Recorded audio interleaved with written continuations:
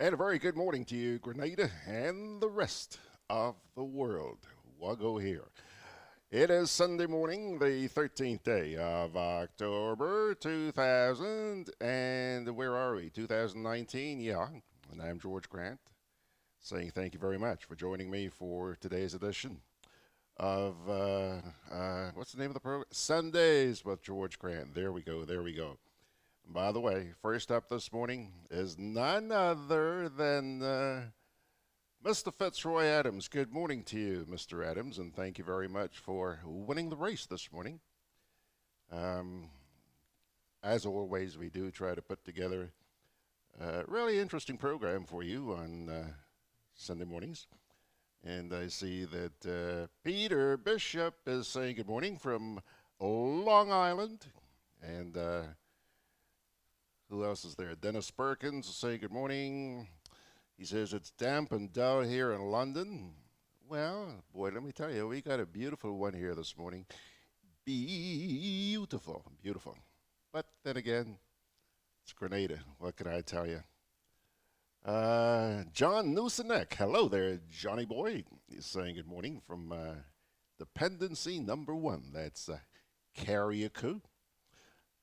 Nick Cox is there. Good morning, Mr. Cox. And Bernard Gilbert saying howdy to you guys. So is Ryan. He says, thank God for another day. Absolutely, Ryan. We got to be thankful. Got to be. I mean, take a look at what we have down here, and look at what Mr. Perkins is having all the way up there in England. Erica Mitchell is saying good morning to everyone. Just let me try and pull up Facebook here and see what's going on. I imagine you guys are seeing and hearing us okay. Yeah, because I see that Dennis has just responded to me here. But for whatever reason, I am not getting to see the program.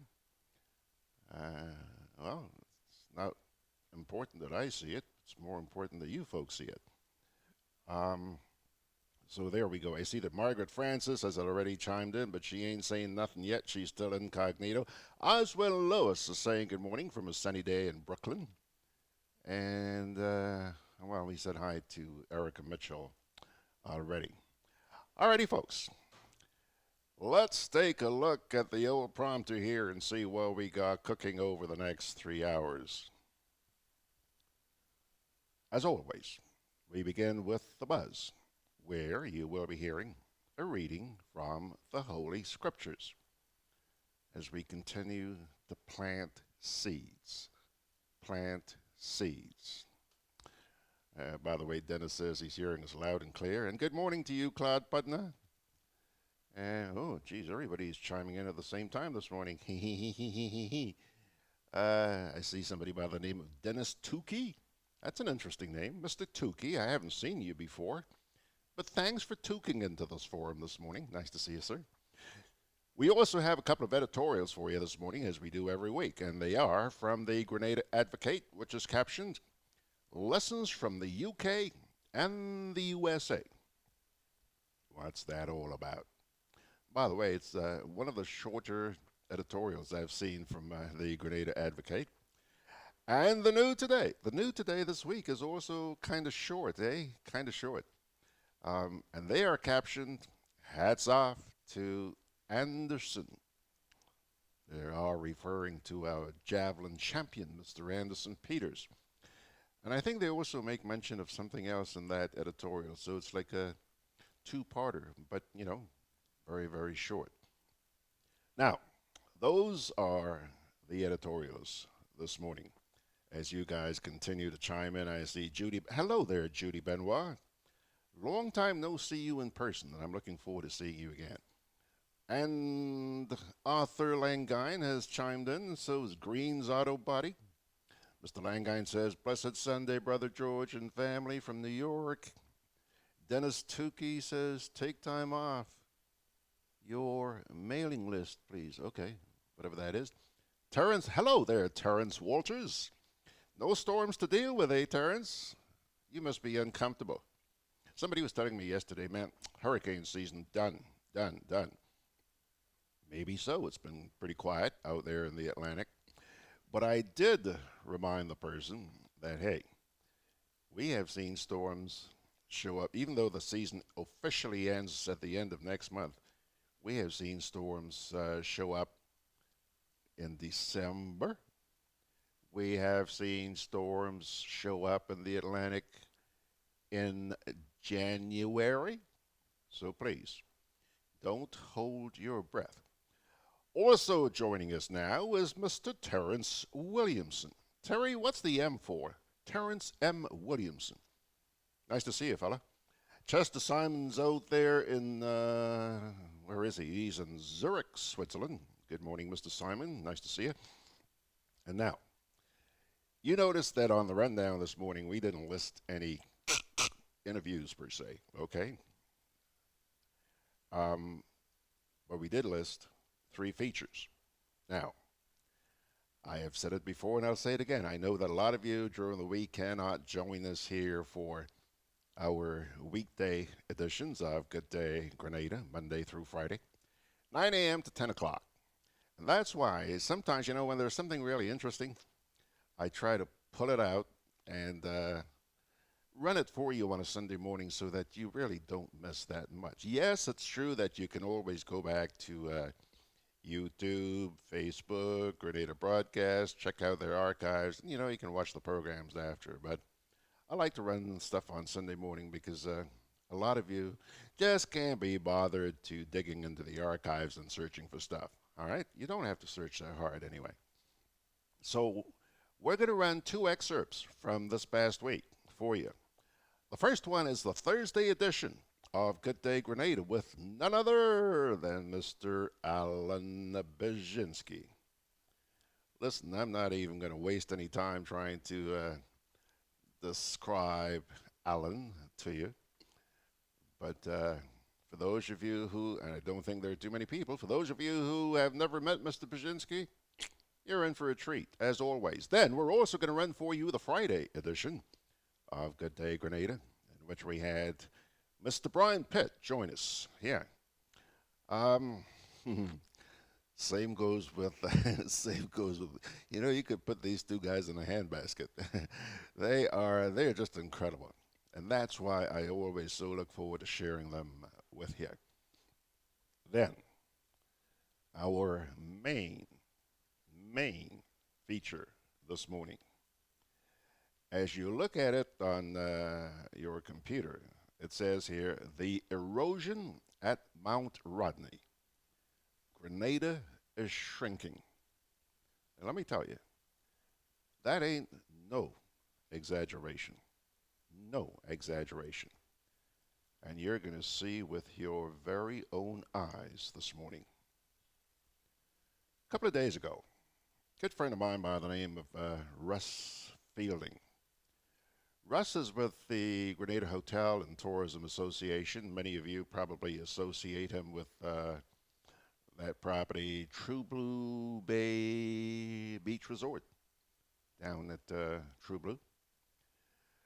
Russ, along with one of his employees, photographer by the name of Ati, they took me up to Mount Rodney.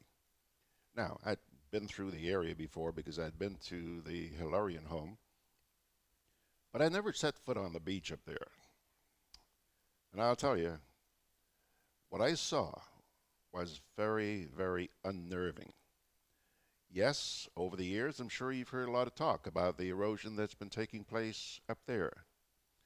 And you know, sometimes you hear stuff like that and you say, oh, geez, they're just hype. Nah, ain't just hype. When you see what you're going to see this morning, you can understand why, over the past few years, you've been hearing so much hullabaloo about what's happening up at Mount Airy. So, this morning, we're going to show you the footage. We did shoot some drone footage, and thank you very much, Artie. Artie was the drone pilot. The drone belongs to Russ. Thank you very much for making that available to us. So we are going to have Mr. Fielden coming in here to sit with us this morning. Russ Fielden's going to be in here at about just before 11 o'clock. Kriss Davies was also on location with us, and yesterday I did an interview with her. So that's on videotape, or in this day and age, it's on disc, if you please. And we're going to run that by you because Kriss has been living in the area for a number of years, and she has seen the transformation that's been taking place up there. She's one of the people who's been most vocal as a member of civil society. She's one of the people who's been most vocal about what's happening up there at Mount Rodney. In addition to Kriss, I also had Mr. Joseph Andall, who is the NDC Caretaker for the area. He's going to be coming in here. We were all at the site up there, but Mr. Andall is going to be sitting in this chair behind me here. And another resident from the area, from Mount Rodney, a gentleman by the name of Mr. Charlie Wilson. Now, Charlie is the person who really, I guess you could say, ruffled my feathers. He started circulating a video sometime last week when he became very concerned about what's happening up in Mount Rodney. And when I saw that video, that's when I decided, damn it, I got to go out there and take a look at this thing firsthand. So thank you very much, Charlie Wilson, for doing that. I do appreciate it. And he's going to be joining us this morning from Citaires by Skype. Okay? So that's your lineup for the morning. True confession, I don't know if I should promise you this, but I also pulled out some humor. You know, every once in a while we try to sneak a little humor in there with a guy by the name of Daniel Loveless. Yeah? This guy does a series called What You Know. And it's been cracking up a lot of it. I am not too sure, because of all that's going on here this morning, I'm not too sure we're going to have a lot of time to stick that in there.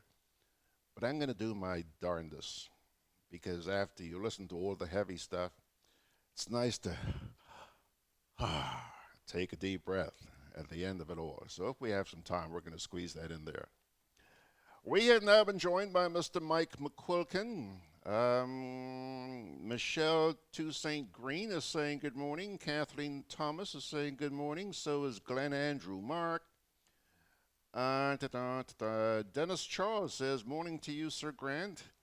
Conference Beach is gone. So too is Telescope. Yeah, we talked about, we didn't talk about the conference, but we did talk about Telescope. And a few weeks ago when we did that piece with Mandu Seals and Ian Blakey from the Grenada Green Group, that's one of the places we stopped. And you know, Georgie Porgy pretty much grew up on Telescope Beach, being a Lab A boy. And I will never forget, man, you know, Thursdays used to be half day in Grenville. And every Thursday afternoon, Dad took us to that beach. Not just Thursdays, but also on Sundays, went to that beach. And I have been back here now in Grenada, what, 31, 32 years, whatever. And to be honest with you, I'd never been back to the beach since, okay? But let me tell you, when I made my first visit there with Ian and Mandu, I was just shattered by what I saw. That beach has just gone to nada, nada, nada. So, yes, thank you for pointing out that Telescope Beach is gone as well. All right? Okay, folks, let me see who else is there. Mr. Dennis Charles, Ryan is there. Ryan, good morning.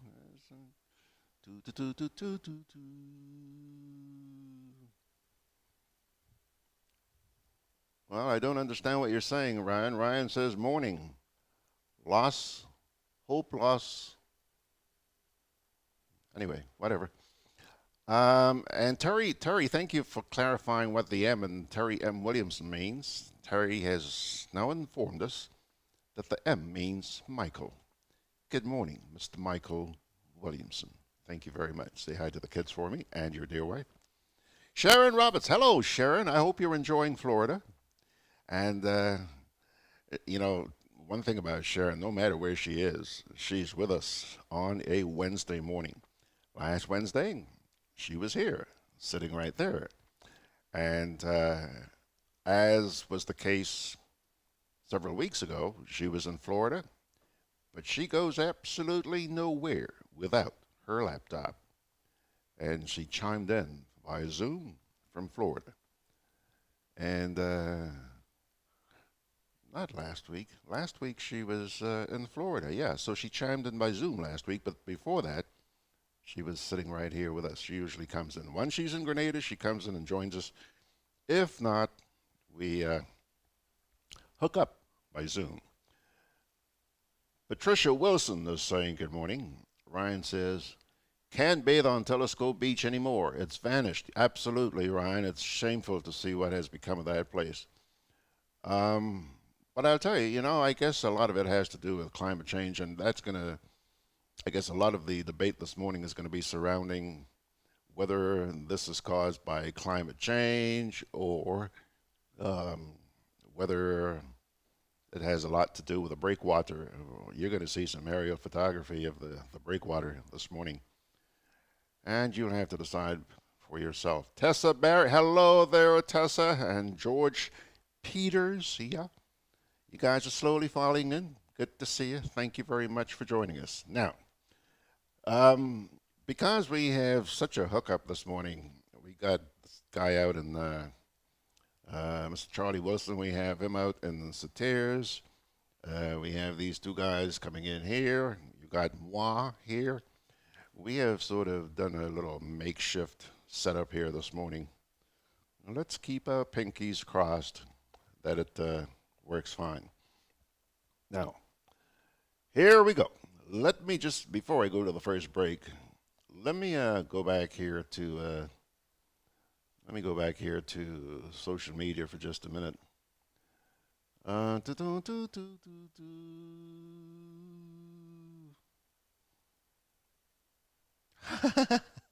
Okay, I get it. I see here now.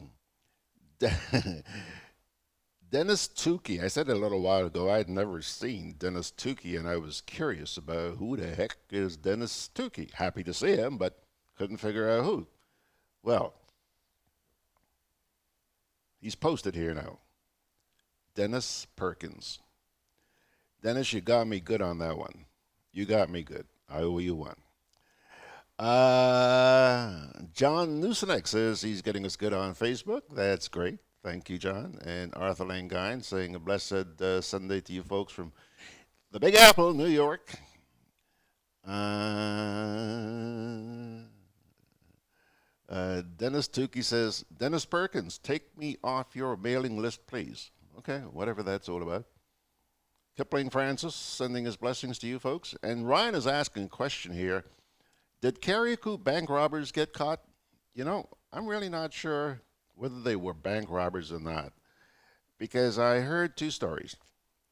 I received a release from the credit union, saying that their place had been attacked.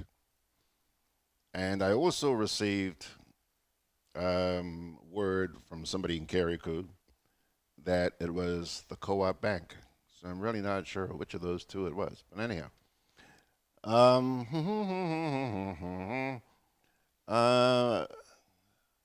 Ryan, I don't know if you saw it, but somebody posted some still images that were taken by security cameras.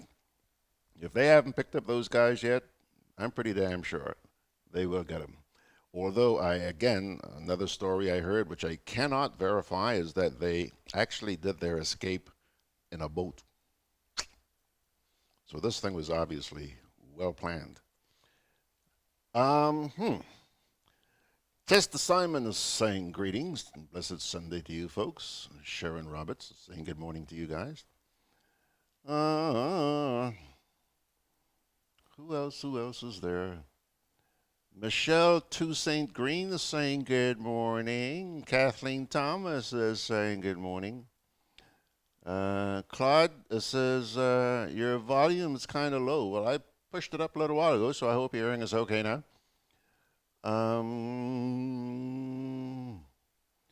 Dennis Charles says, yes, Telescope is more popular than Bathway back in the day. Absolutely. Absolutely. Yeah. Okay, folks. Let's take our first little break here, and then we'll come on back with the buzz. Because your vehicle is a necessity, being roadworthy is critical. Hubbard's Motor Department introduces its new tire and battery sales and service outlet located at Building Supplies Compound in Grand Dams, close to the Sugar Mill Roundabout. Available are a wide range of competitively priced tires, maintenance-free batteries, oils and lubricants. Keeping in mind your busy schedule, this outlet is equipped to provide you with fast and reliable service. Simply drive in and you'll be delighted with your service experience. For more information, contact 440-2087. Hubbard's, quality service, affordable prices. I'm always on the move. Training, traveling, competing. So it's good to know I have Co-op Bank in the palm of my hand. Introducing e-banking, one of many customer convenience services from Grenada Cooperative Bank, and there's more to come. It's swift, simple, and secure. Welcome home.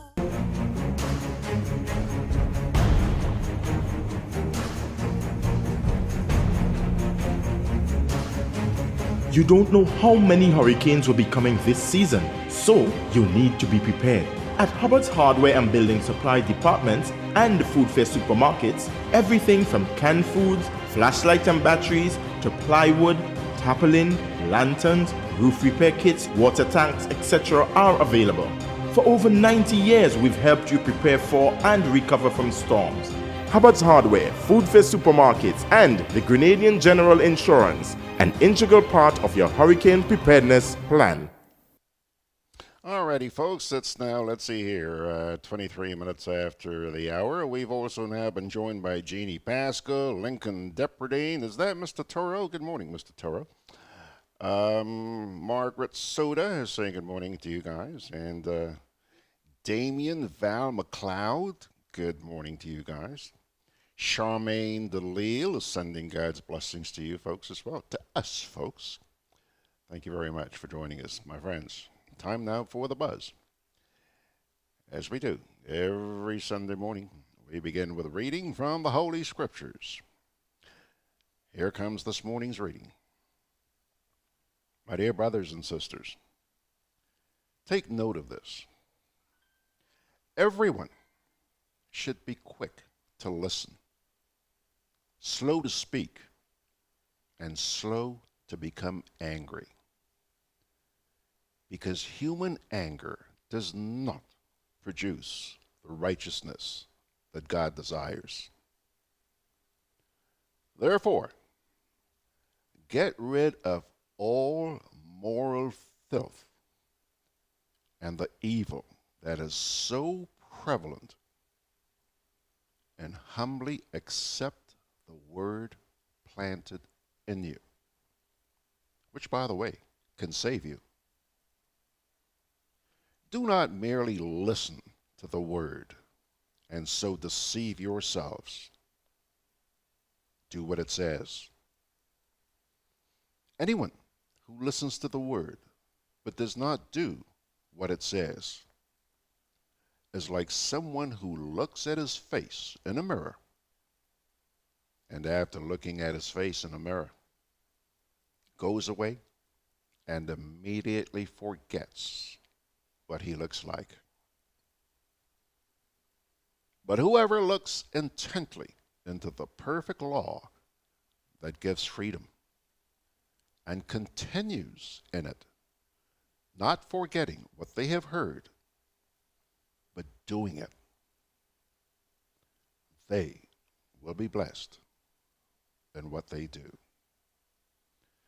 That reading, folks, from James chapter 1, verses 19 to 25. All right, we're going to have another reading for you just before we wrap it up come high noon.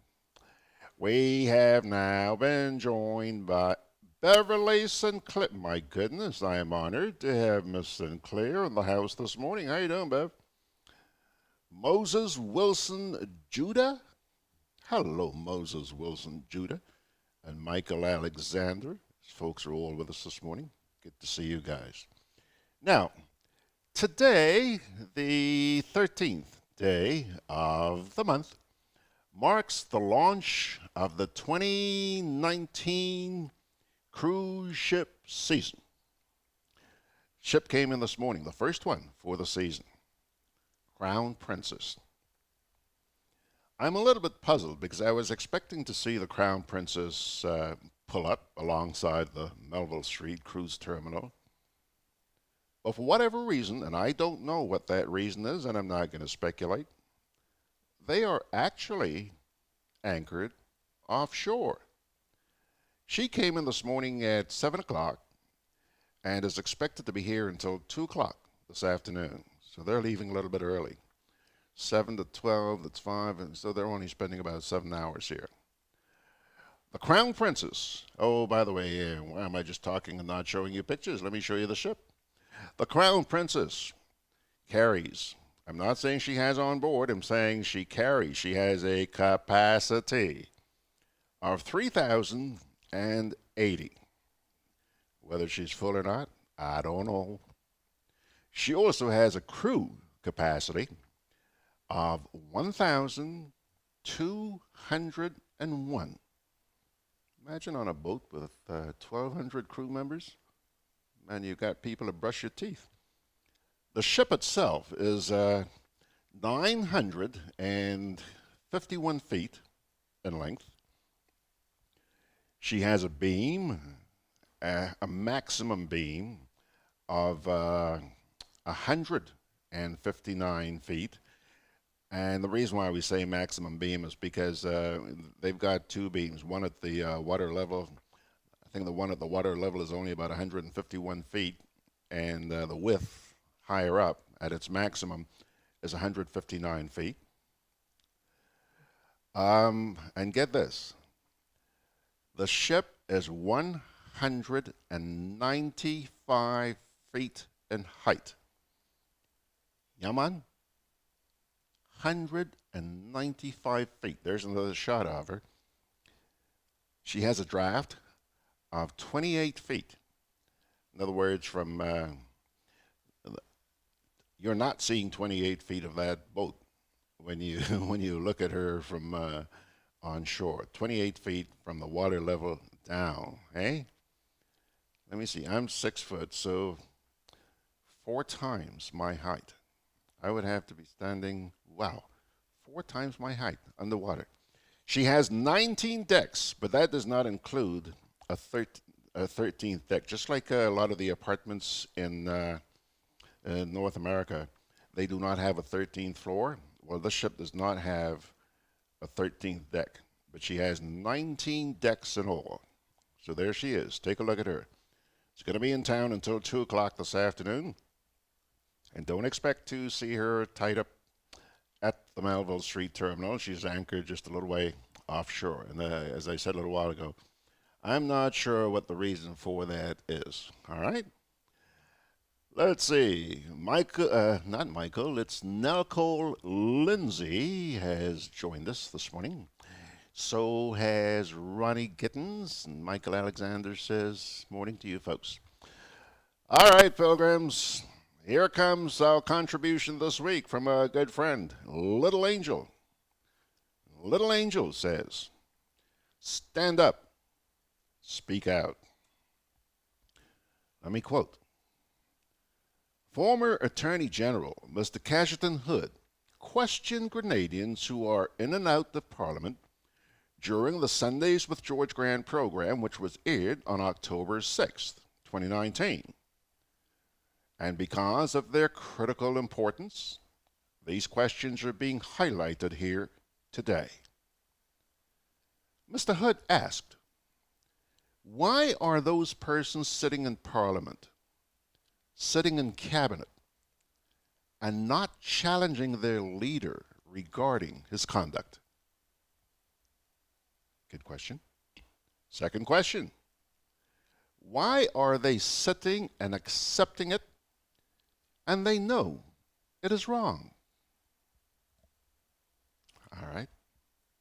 Third question, and this one is for the electorate.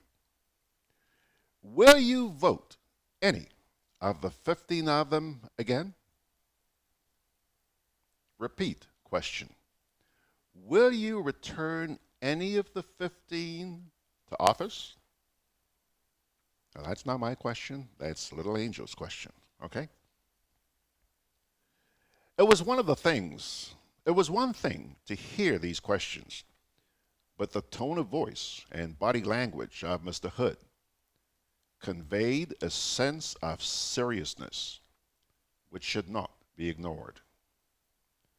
The well-being of Grenadians depends on their actions and, to a large extent, their inactions. They must understand how much choices can do and do impact their lives, whether they make them or the parliamentarians make them. This is why being civic-minded, paying attention to matters of national interest, and remaining alert are key elements to their survival. Leaders can no longer be trusted to do the right thing. Mr. Hood also had this to say, and I quote, "Come next election, the people of Grenada should remember the fact that these so-called representatives of the constituencies did nothing to try to halt the corrupted practices." Unquote. Encouraging Grenadians to remember when the time comes. This was another genuine effort by Mr. Cassidy Hood to enlighten the population on the truth, which is so hard to find in today's society.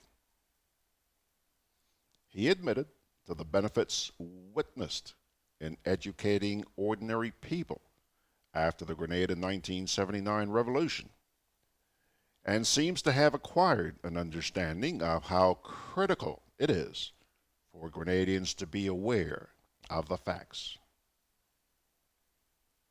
Unlike most Grenadians, speaking up for the good of the country and people is his newfound purpose, which he seems adamant to pursue personally, even in the face of criticism.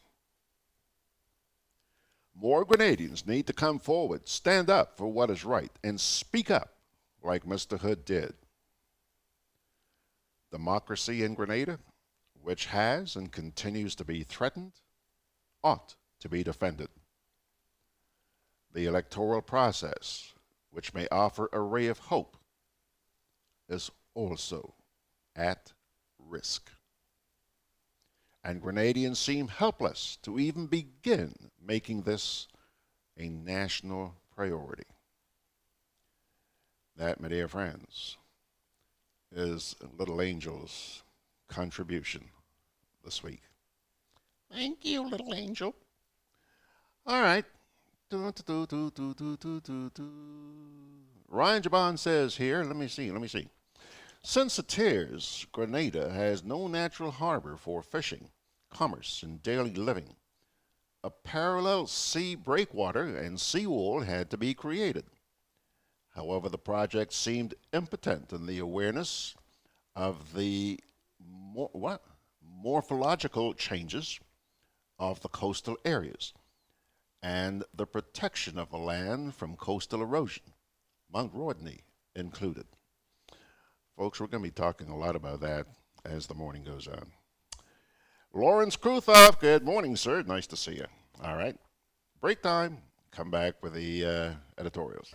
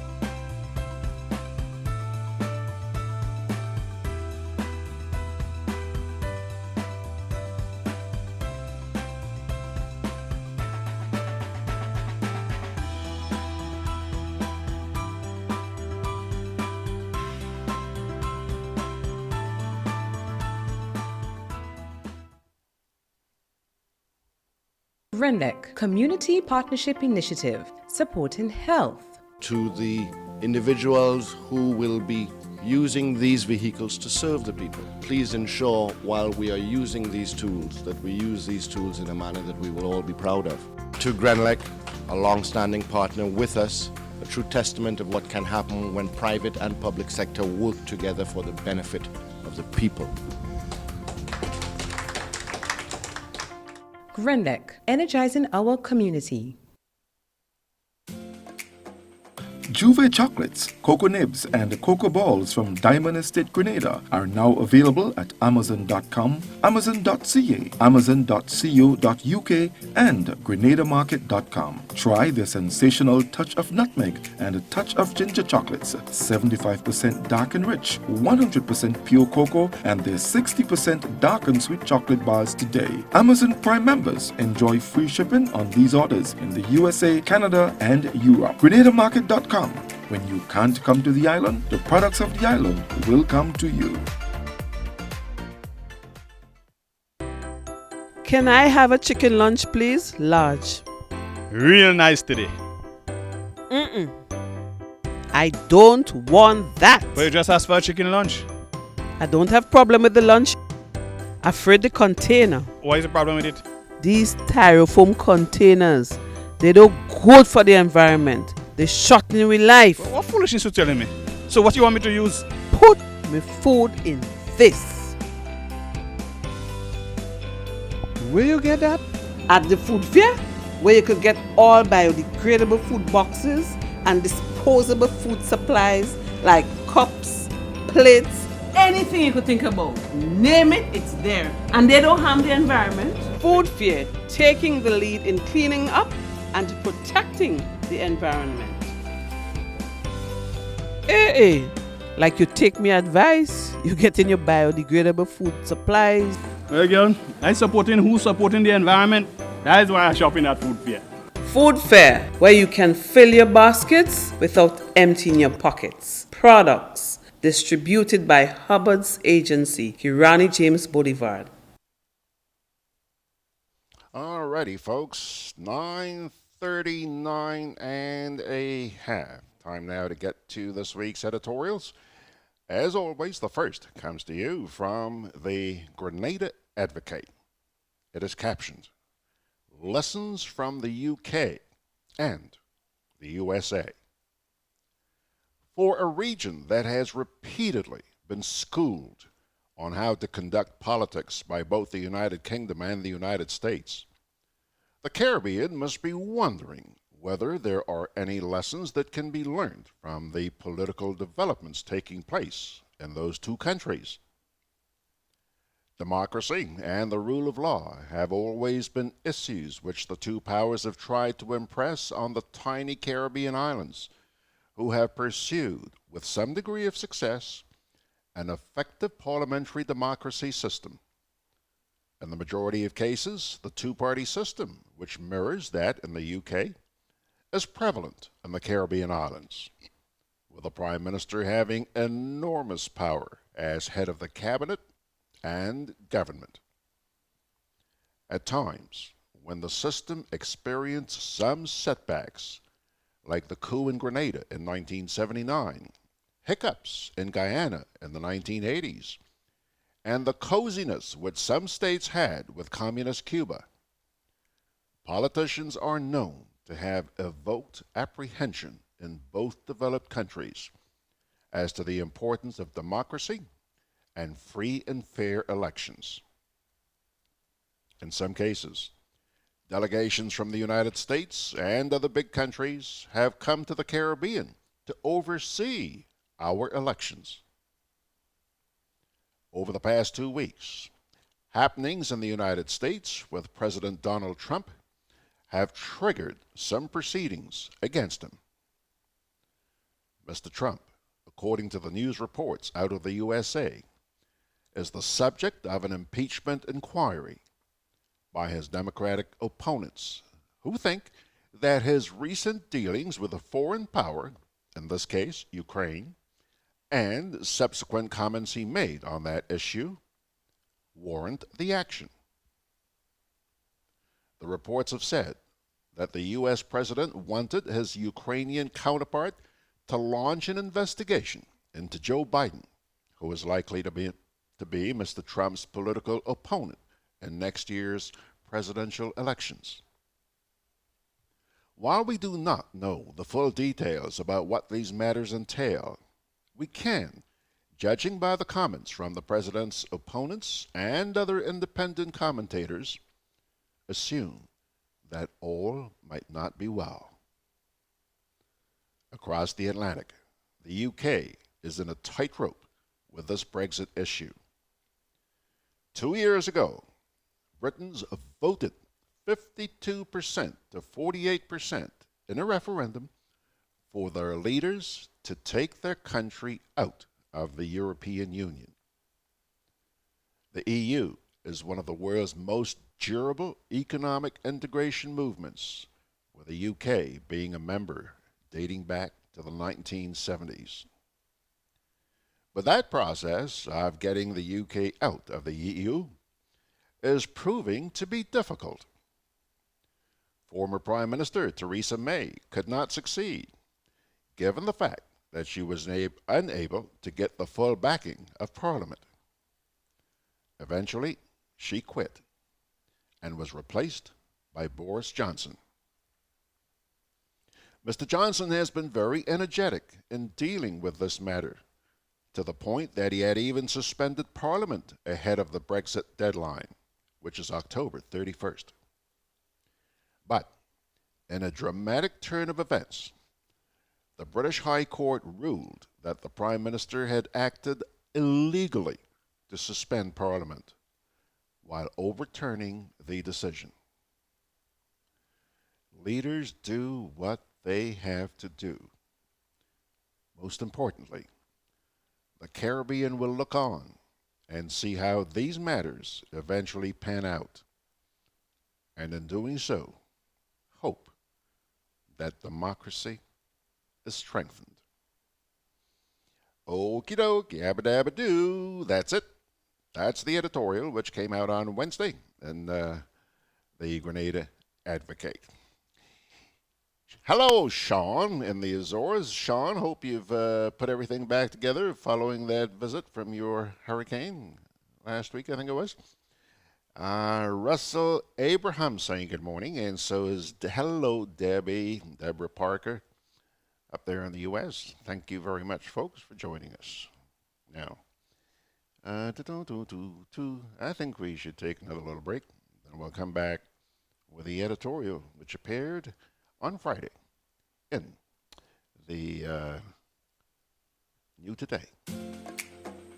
Juve chocolates, cocoa nibs, and cocoa balls from Diamond Estate Grenada are now available at Amazon.com, Amazon.ca, Amazon.co.uk, and GrenadaMarket.com. Try their sensational touch of nutmeg and a touch of ginger chocolates, 75% dark and rich, 100% pure cocoa, and their 60% dark and sweet chocolate bars today. Amazon Prime members enjoy free shipping on these orders in the USA, Canada, and Europe. GrenadaMarket.com.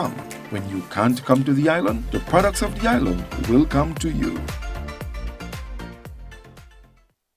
In our part of the world, we need to be prepared for natural disasters like storms and hurricanes, even outside of the season. I'm sure you'll agree that keeping our loved ones, homes, and businesses safe is important. So, I came up with a few quick tips to help you stay safe. First, make a family disaster plan and ensure that everyone in your household is familiar and comfortable with it. Remember to add batteries and flashlights to your emergency kit. Now, for electrical safety. Familiarize yourself with your electrical panel, as it may be necessary to switch off the power during a storm or flood. Make sure you install a transfer or isolation switch to prevent your generator feeding electricity to Grenlec's line. If trees are too close to power lines, call Grenlec at 237 for advice. By following these easy steps, you will be well on your way to being hurricane ready. Don't be caught off guard by natural disasters. Prepare now. For more information, visit grenlec.com.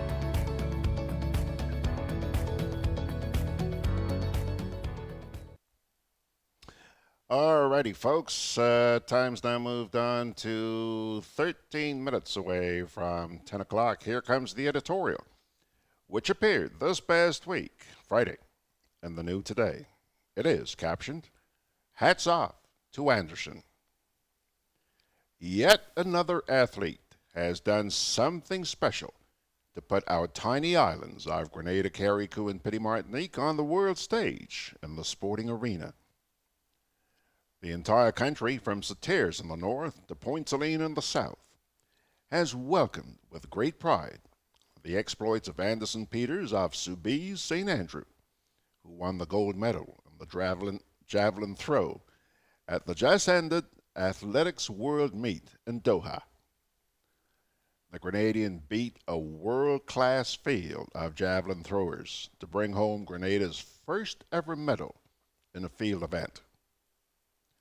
It was heartening to hear Peters telling the entire world that the inspiration came to him because of the exploits 8 years earlier of our top 400-meter runner, Kirani James, who struck gold at the World Games and then moved on to the 2012 Olympics in London to take another gold medal.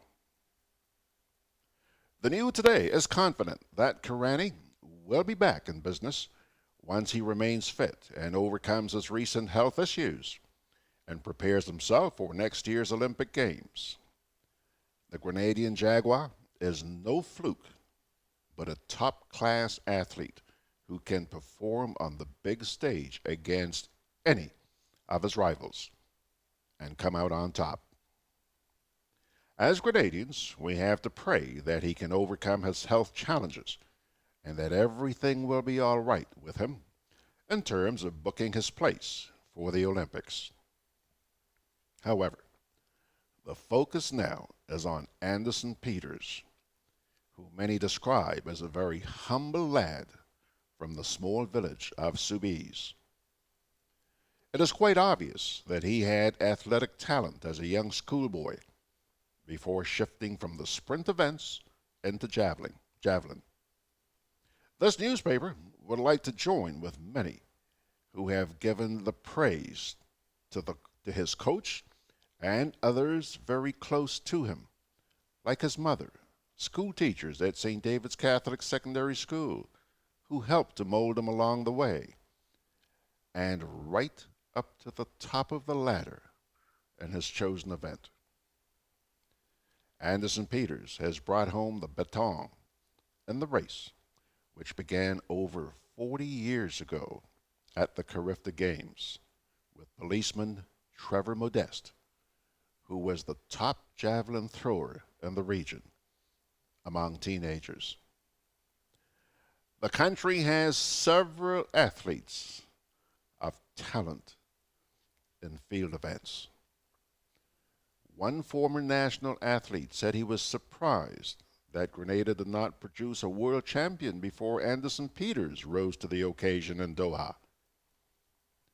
It is our understanding that an English coach came to Grenada over 30 years ago to look at our athletes after hearing about their performances at the Carifta Games. especially in the field of ants. His remark at the time was that Grenadians were natural performers with their hands, given the amount of mangoes that they picked with the throw of a stone. Anderson Peters made a similar comment when he told reporters after taking the gold medal of what he did with his hands when going in search of mangoes. This should serve as a lesson to other youngsters on the island that if the Doha gold medal winner can do it for this tiny dot of an island on the world stage, then they too can bring home gold.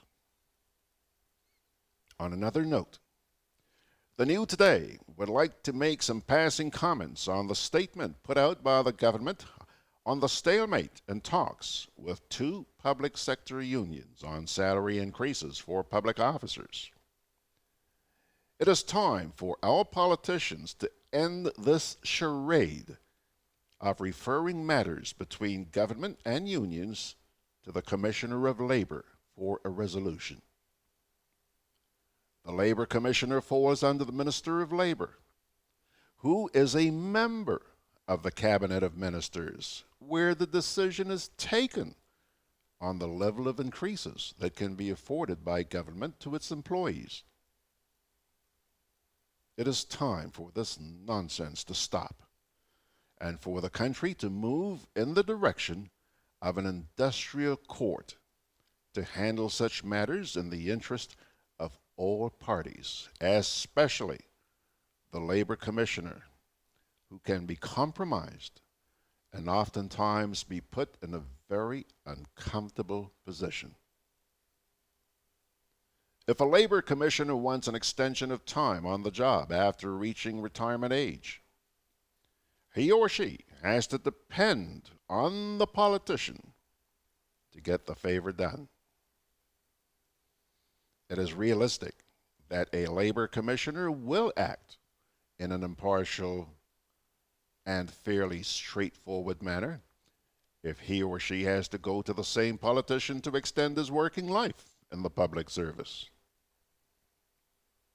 After 45 years of independence, it is time for Grenada, Carriacou, and Petite Martinique to mature to the stage of moving this issue out of the hands of a Labor Commissioner and into a properly constituted industrial relations labor court.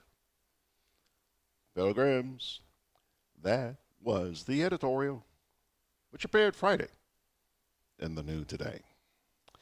What's going on here? What's going on here? Lydia James is saying good morning, girl. Hardly see you these days. How you doing?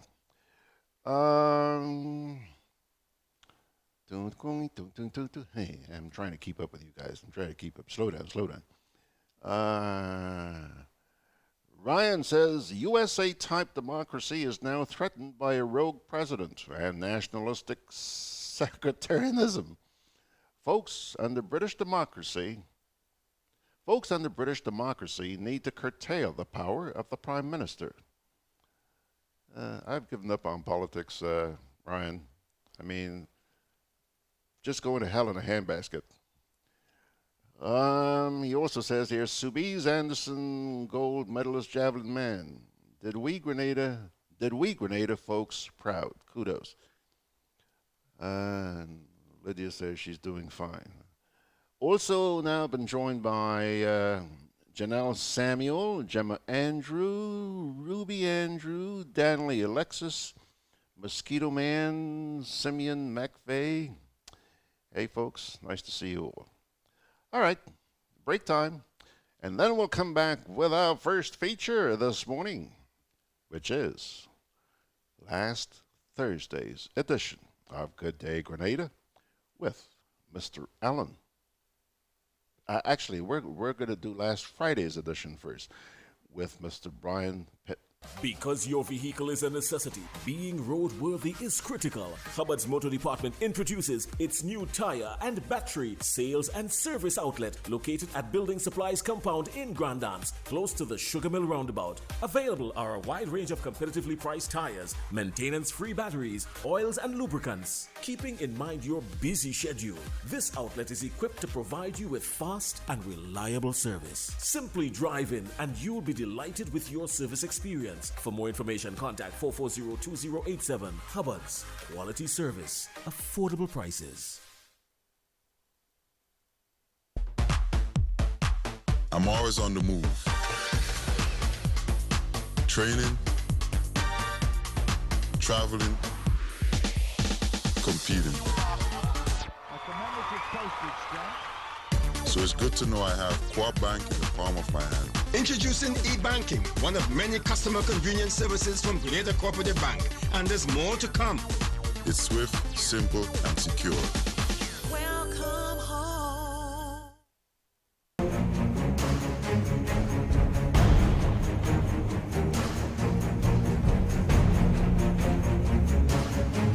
You don't know how many hurricanes will be coming this season, so you need to be prepared. At Hubbard's Hardware and Building Supply Departments and Food Fair Supermarkets, everything from canned foods, flashlights and batteries, to plywood, tarpaulin, lanterns, roof repair kits, water tanks, etc. are available. For over 90 years, we've helped you prepare for and recover from storms. Hubbard's Hardware, Food Fair Supermarkets, and the Grenadian General Insurance, an integral part of your hurricane preparedness plan. Hey, what? I just came from the land and this sign here caught my eye. What's that sign about? Someone must have asked Grenlec to move a pole. But you know, there's no space reserved on the side of the road for planting poles. So Grenlec has to get permission from landowners, and that can take a lot of time. Oh, Grenlec asked me to help them contact my neighbor Ben about planting a pole on his land. But Ben passed away. His children own the land, but they all live abroad. That's why Grenlec needs customers to inform them in writing at least 3 months in advance.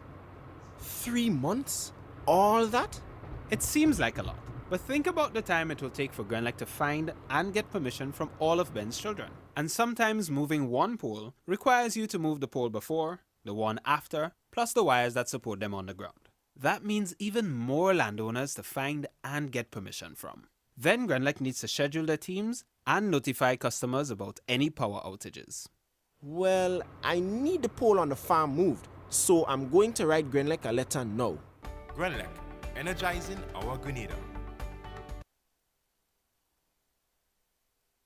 Alrighty, folks, we have now been joined here. It's, let's see here, about a minute and a half away from 10 o'clock. Now been joined by Joycey Smith, saying good morning to you folks, and also Tessa Rennie is saying good morning to everyone, and she prays that you're all feeling blessed today. Thank you so much, Tessa.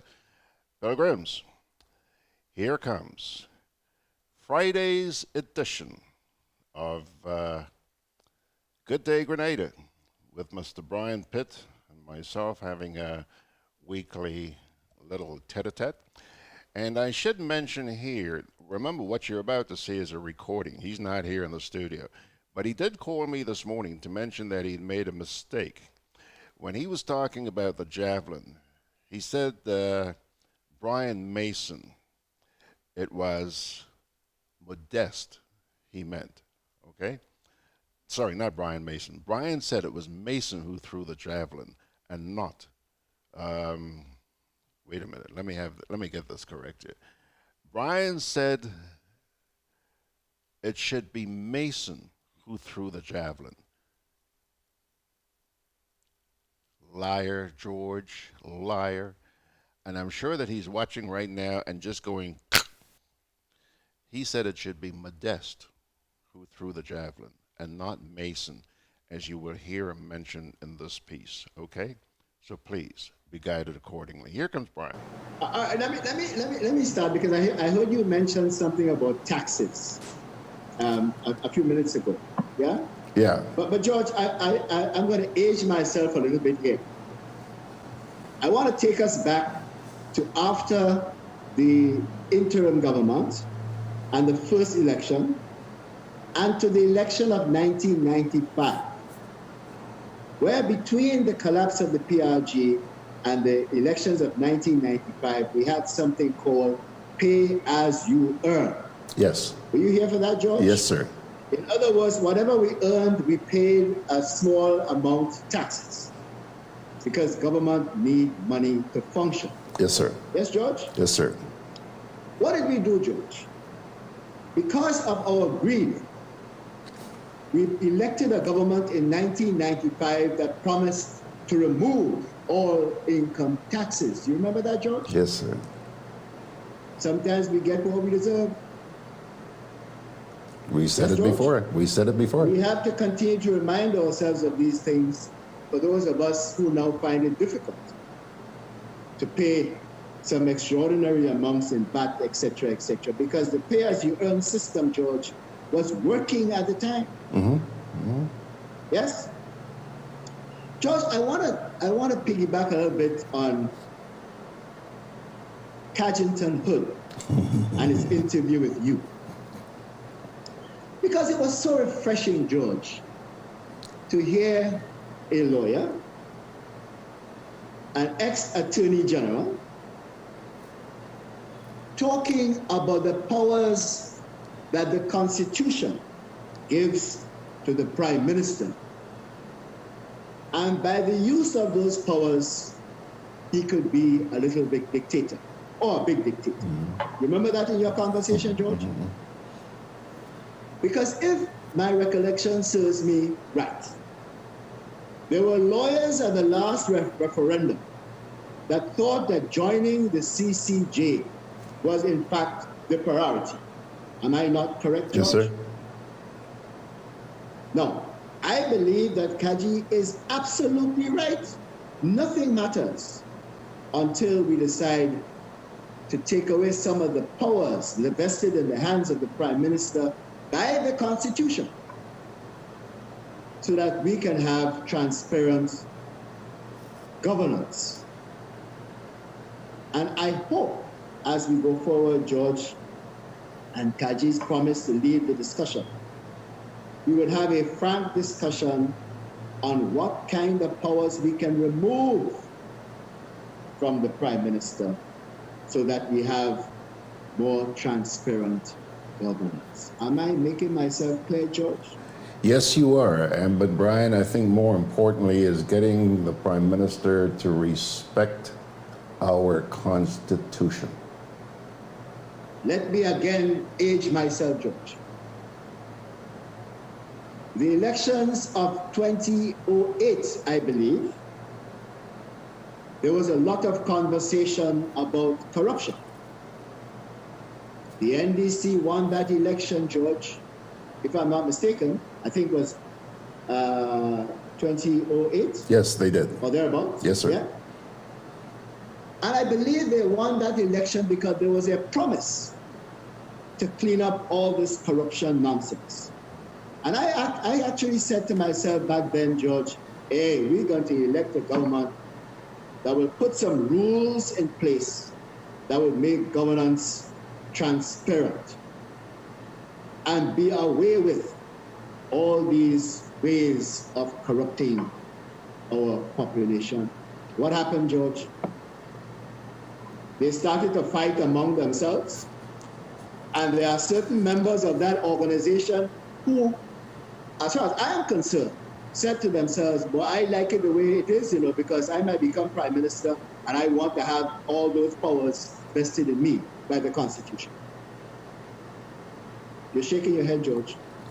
Because, Brian, it's all about politics, and I do not believe that political parties are the solution to the problems we have in this country today. I really don't. Well, George, we have to insist on this go around, that there is conversation about policy, and about policy as to how we are going to remove some of these powers vested in the Prime Minister. And we have to list them, huh? For example, George, there is a lot of demonstration going on now by the NDC about corruption. I am not hearing, and maybe I'm missing, what are we going to do as we go forward to eliminate the sources of corruption as they do exist? For example, if one can corrupt governance by overpricing a job and giving kickback to politicians, how are we going to stop that? Now, George, I mean, if we're going to have this conversation, we have to have a policy discussion as to how to stop and curtail corruption. It's not good enough to put a placard up and go to a venue and say, corruption, corruption, corruption. How are we going to stop it, George? Yes? We have to stop talking and start acting. I am glad that Kaji has started the conversation. I hope he will continue. I am quite prepared to get her to sit on a forum with Mr. Hood and define for the people to understand. You see, by just talking corruption, the ordinary man on the street doesn't understand what we're talking about here. How does one corrupt a deal? For example, to provide a service to a statutory body and not get a kickback. Yes? What is the price of work? How do we do that? You know, all those issues have to be put on paper and clearly articulate so that people understand what in fact is corruption and how people get corrupt. That's the conversation we have to have. And we have time, George. Now I hear rumblings that people are talking about elections, and it's by those rumblings, I understand that they might be talking about an early go around to the polls. Okay, Brian. Just before you go to the elections, let me ask you this. Let me ask you this. Would you? I think I know the answer, but I'm going to ask you anyway. Would you be willing to sit here with Kaji and me one of these days? Of course. I mean, and with adequate notice, I can put together a list of how individuals and organizations can corrupt the system. Can you do that by Sunday? No, this Sunday is too soon. Okay. I'm going to try and arrange. I'm going to try and arrange for Kaji to come and sit with you, and you two can have a go at it. No problem. Okay, great. Once Go ahead. Kaji agrees, I'm in with it. Go ahead. I see they've just put out an update to the electoral list. So go ahead, talk about your elections. You know, okay. Kaji also mentioned the Integrity Commission. Yeah. And this thing called the Code of Conduct. And this is something I've been concerned about from the time I saw that piece of legislation. Code of Conduct. Now, there's arguments that some people put forward that Grenada is so small, and the population is so small that, you know, family members can be in varying things at the same time. Like you can have a minister whose husband is in FIU, or you can have an advisor to the government whose spouse can be the head of the Integrity Commission. All that is bloody nonsense. We have a population of 110,000 people. I'm sure we can find efficient and qualified people to sit in those positions. Right? So don't give me this nonsense about the size of Grenada and the population so that these people, we have to make use of the people that we have. That's nonsense. Yes, George? Yes, sir. Go ahead. I'm not interrupting you, sir. I'm just listening. I'm taking it all in. George, let me hear some of what you have on the table, George. All right. Yeah. I guess you recently heard, sometime this week, about the negotiations between the unions and the government of Grenada. Yes. Yeah, in which case I'm sure that you also heard that the government made a pronouncement that the negotiations were deadlocked. Not only that, but the government's social media apparatus is working in that they are circulating on social media what government's position is and trying to rally the population behind the government's position. Absolutely. As in fact, kind of labeling the union's position as being unrealistic and greedy. So there's a social media war that's about to happen. And if I'm not mistaken, government finds itself at an advantage because they have an apparatus that functions. Yeah. You know, the part about this whole thing that really, really got me, you touched on it when you talked about, the government, I guess, not being fair by what they said in that statement. Did you hear the statement that came from the unions? They were saying, how could you declare the talks deadlocked when we just started today? Isn't that propaganda? That's propaganda on behalf of the government of Grenada. Exactly. They are trying to rally the population behind their position. And they know that they are talking to a group of people that would believe any and everything they say. That's it. Now, whether that group of people is increasing in numbers or decreasing in numbers is only time will tell. But I have a feeling that their numbers are getting smaller and smaller. Yeah. If you look at the number of likes and hits of some of these social media things that they're putting out, they're not very many anymore. Yes, sir. As a matter of fact, in some cases, there's nobody even reading what they're putting out. Yeah. So if I were the person leading the government apparatus, I would be concerned that I am putting out things that people are not reading. Let me not get too far behind with the comments. Donna Joseph says, yes, Mr. Pitt, I also ain't hearing anything by the NDC about cleaning up the corruption, what plans are in place, and how they're going to tackle the corruption while making the country business transparent. Agree? Absolutely, absolutely. So it's not good enough. And I think the NDC should have learned by what happened in 2008. By now, they should have a team in place, putting policy together that will instruct us as to what they are going to do to solve some of the problems that we have in terms of transparent governance. All right. Now, Sean Notap says, nice, Mr. Pitt, stop. I have to agree with George. Waiting for government to change things is not the answer. It has to come from the roots up, from the people. Einstein's definition of stupidity is someone who keeps doing the same thing and expect a different result. George, I'm in total agreement with Einstein. And I give you, for example, if you look around Grenada right now at people who serve on boards, a lot of them have been serving on boards maybe for the last 30 years. Yes. How can you get a different result with the same people? And in a lot of cases, those appointments to boards are subsidies to those people's salaries, whether it's a permanent secretary in government or a friend of a minister. Yeah. Yeah. Question from John. If the union negotiations, the standoff between unions and government, if that goes to a tribunal, who runs the tribunal? Let's go back to Mr. Hood. I suspect that the Prime Minister has his hand in almost everything that happens in this country.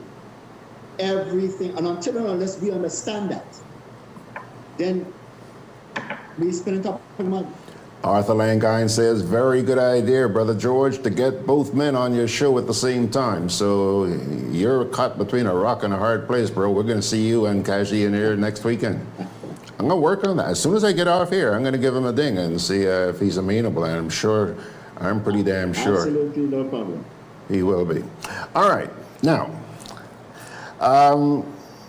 Anderson Peters and Karani James. Oh my goodness. These guys are rocking, man. These guys are rocking. So yes, George. Yes. They have developed a momentum here in Grenada, regarding sports. Tell me something, Brian. How do we keep that momentum going? George, more importantly, a few years ago, I believe we set up something called a sports council or sports foundation. It was something set up by the Lotto, I believe it was. It was headed by Walter St. John.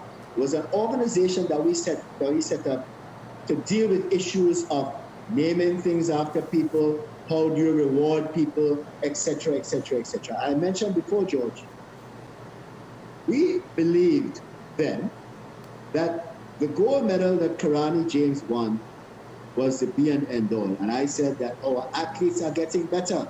Yeah. We are better trained, etc., etc. So we have to put together a protocol in place as to how we are reward and accept these kids as they come back with these outstanding performances. Anderson's performance shocked the world. He beat some of the heavyweight Germans when it was written that they would win everything as far as the throws are concerned. But you know something, George? We have been doing well at throws for a lot of years now. I think it was Inspector Mason, who is attached, I believe, still attached to the police force, who broke a lot of regional records. Mm-hmm. Yes. Yeah. So we've had good results from our athletes over the years. It's just that we have not paid attention. Yes. Yeah. Let me put it to you this way, George.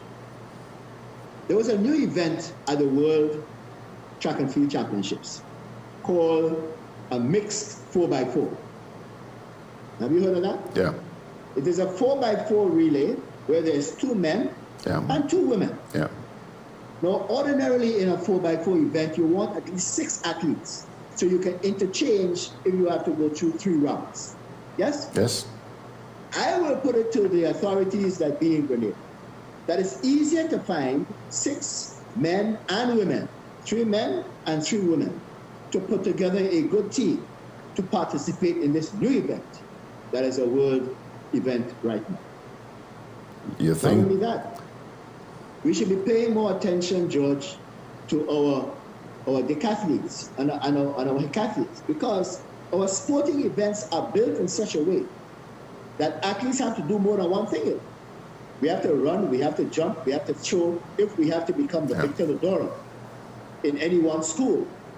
So these are areas that we should be working on, George, and I don't know that we are paying sufficient attention. Yes, we celebrate when these guys do well, but we should be setting the ground for future athletes to also do well. No forward thinking. Okay. I have one final question for you, but I want to address one comment here from Donna Joseph. Donna says, Mr. Pitt, every NDC meeting is the same old dead rhetoric. I'm tired of it, and they aren't doing anything that would bring the youths nor the older people on board in order to create the climate of changes to take the country from the abyss of scandal and corruption. Because it seems it's as if they don't have a clue about how this administration have corrupted this country and their supporters' mindset. Grenada needs to be united, not divided, in these harsh economic times. Someone said to me recently, George, that it sounds like the opposition party is just waiting for their turn to go. Which opposition party? Which opposition party? Just waiting for their turn. The NDC, they're waiting for their turn. It's like, it's my turn now. So one government goes out of power, the other government comes into power, and everybody says, "Okay, it's my turn now."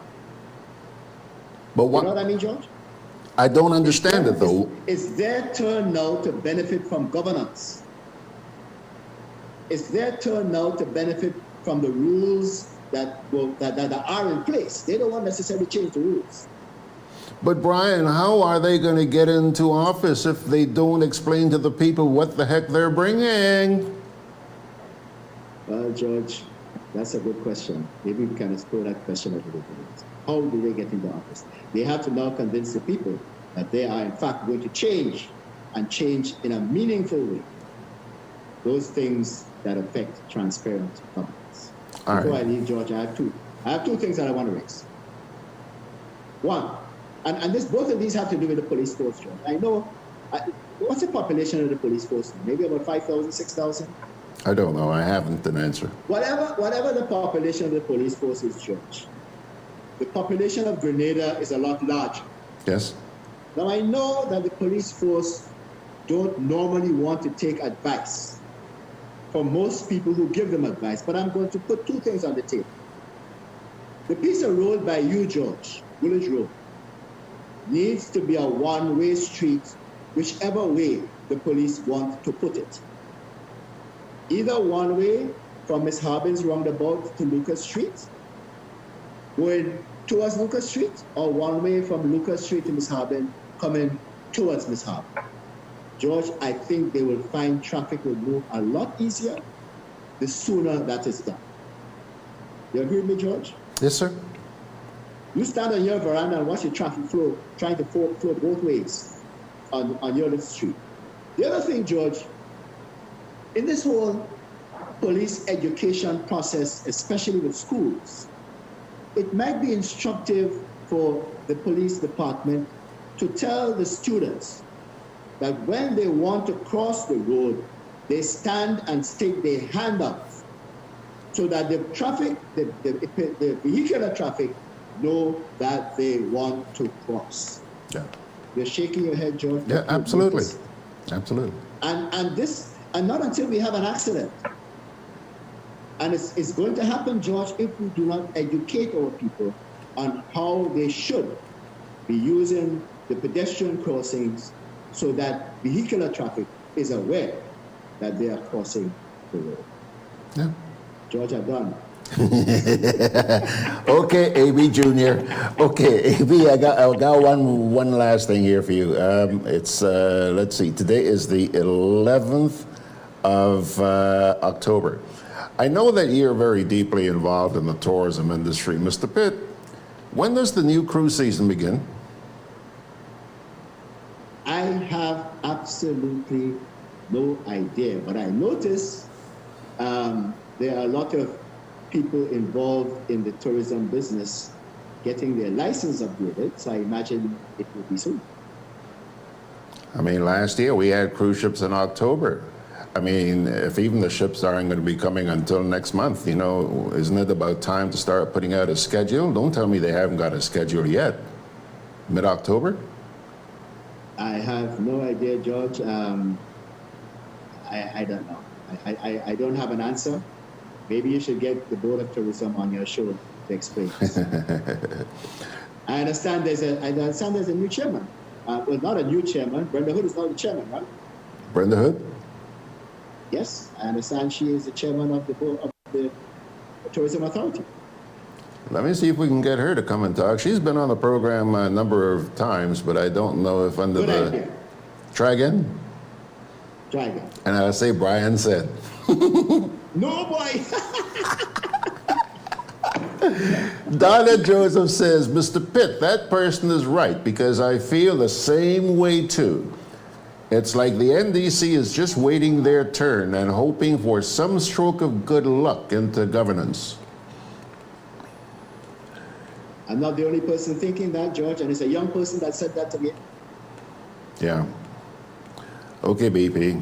So you see, that's what I mean when I say that politics is not the answer. You have the government in there; they ain't listening to diddly squat.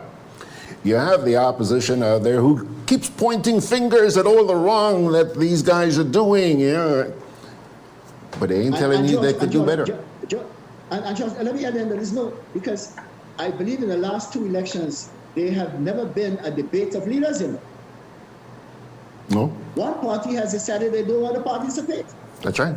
And the powers that be, whether it be the Chamber of Commerce, whether it be the unions, as a matter of fact, these debates should be organized by the Grenada Chamber of Industry and Commerce, the trade union movement, the churches. They are the ones, they are the social partners that should be organizing these debates so that the people can access their leaders. Yeah. I hope they will do that this time around. The conference of who? Conference of what? Churches. Go ahead, giggle your head off. Thanks a lot, BP. Appreciate it. Alrighty, folks. So once again, that was the little tete-a-tete that I had with Brian on Friday morning. And for those of you who may have missed it, please remember, every weekday morning, 9 to 10, we're on here on Grenada Broadcast. And if you fail to pop in for any of those live programs, then please go to Facebook, YouTube, or GRENADABROADCAST.com. It's archived. They are archived on all of those sites. Now, a couple of comments came in here. First of all, Margaret Francis says, read Brian Pitt's comment on good social media government social media campaign. I don't know if that is a good gauge of its effectiveness. What is the demographic makeup of the majority of NNP supporters? How many of them have internet access? And by extension, a presence on social media? Can't always judge by the number of likes. True, Mags, true. Also, not everyone who reads a social media post publicly indicates their reaction to it. So says Margaret.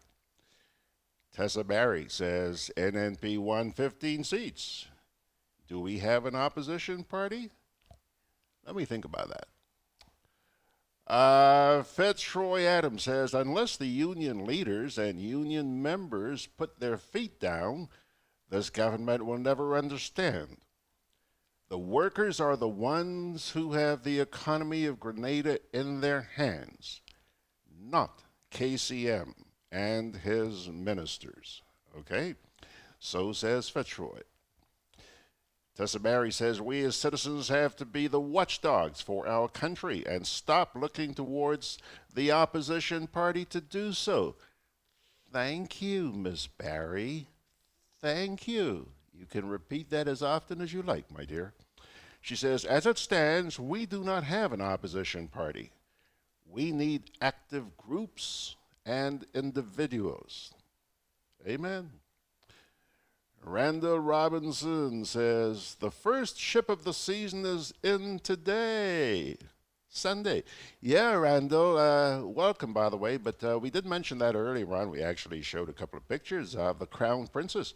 What I'm trying to figure out is why did they anchor offshore and, you know, not alongside the terminal, the Melville Street Pier?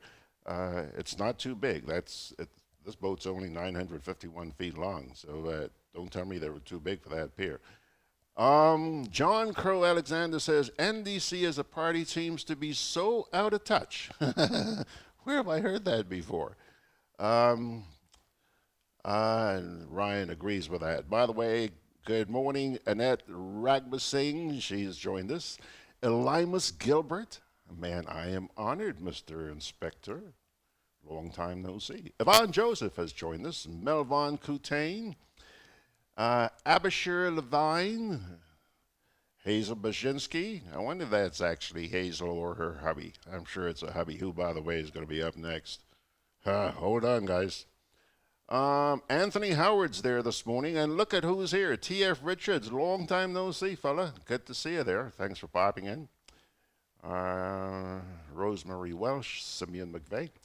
Okay, my dear friends, let's take another little break here. 1, 2, 3, 4. Let's see here. Where are they? Where are they? 1, 2, 3. Oh, okay. Here we go. Break time, and then we'll come back with Allan after this.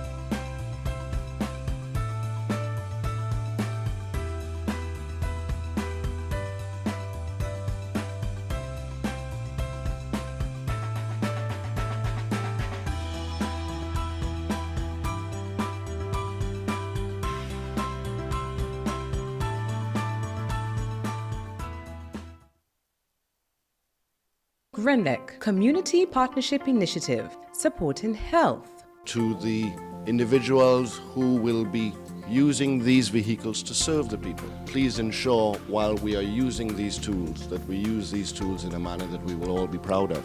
To GRENLEC, a long-standing partner with us, a true testament of what can happen when private and public sector work together for the benefit of the people. GRENADA, energizing our community. Juve chocolates, cocoa nibs, and cocoa balls from Diamond Estate Grenada are now available at Amazon.com, Amazon.ca, Amazon.co.uk, and GrenadaMarket.com. Try the sensational touch of nutmeg and a touch of ginger chocolates, 75% dark and rich, 100% pure cocoa, and their 60% dark and sweet chocolate bars today. Amazon Prime members enjoy free shipping on these orders in the USA, Canada, and Europe. GrenadaMarket.com. When you can't come to the island, the products of the island will come to you. Can I have a chicken lunch, please? Large. Real nice today. Mm-mm. I don't want that. But you just asked for a chicken lunch. I don't have problem with the lunch. Afraid the container. What is the problem with it? These styrofoam containers, they don't good for the environment. They shorten with life. What foolishness you telling me? So what you want me to use? Put my food in this. Where you get that? At the food fair, where you could get all biodegradable food boxes and disposable food supplies like cups, plates, anything you could think about. Name it, it's there. And they don't harm the environment. Food fair, taking the lead in cleaning up and protecting the environment. Hey, like you take me advice, you get in your biodegradable food supplies. Well, girl, I supporting who's supporting the environment. That is why I shop in at food fair.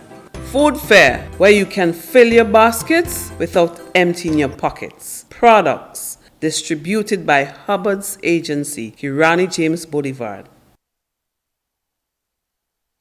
All right, a number of people here seem to be agreeing with a comment that Tessa made a little while ago. Let me see if I can pull it. Tessa said here, we as citizens have to be the watchdogs for our country and stop looking towards an opposition party to do so.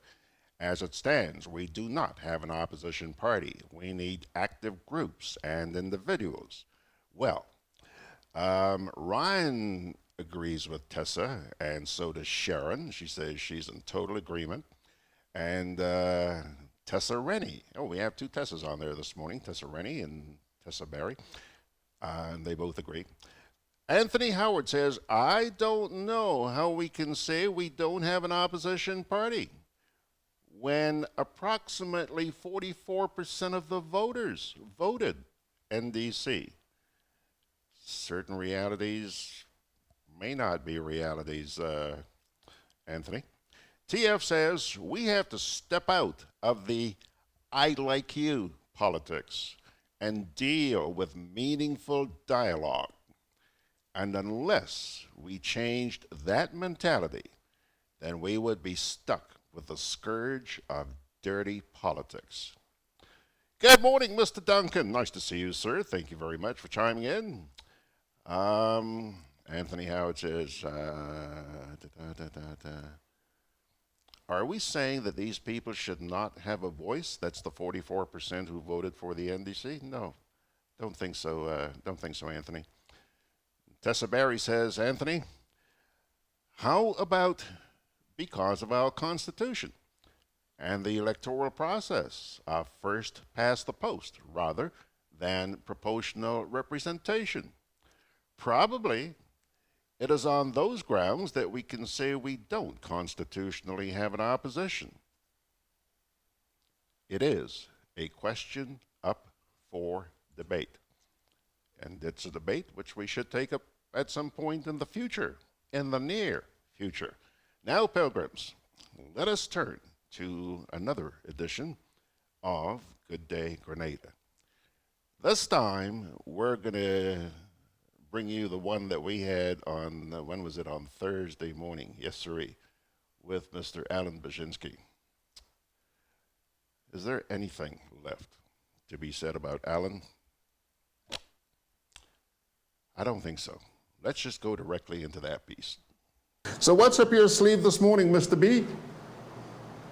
Well, before I get into what I want to speak about, it blows me away that you people living in St. George's consider that this business about Mount Rodney is news.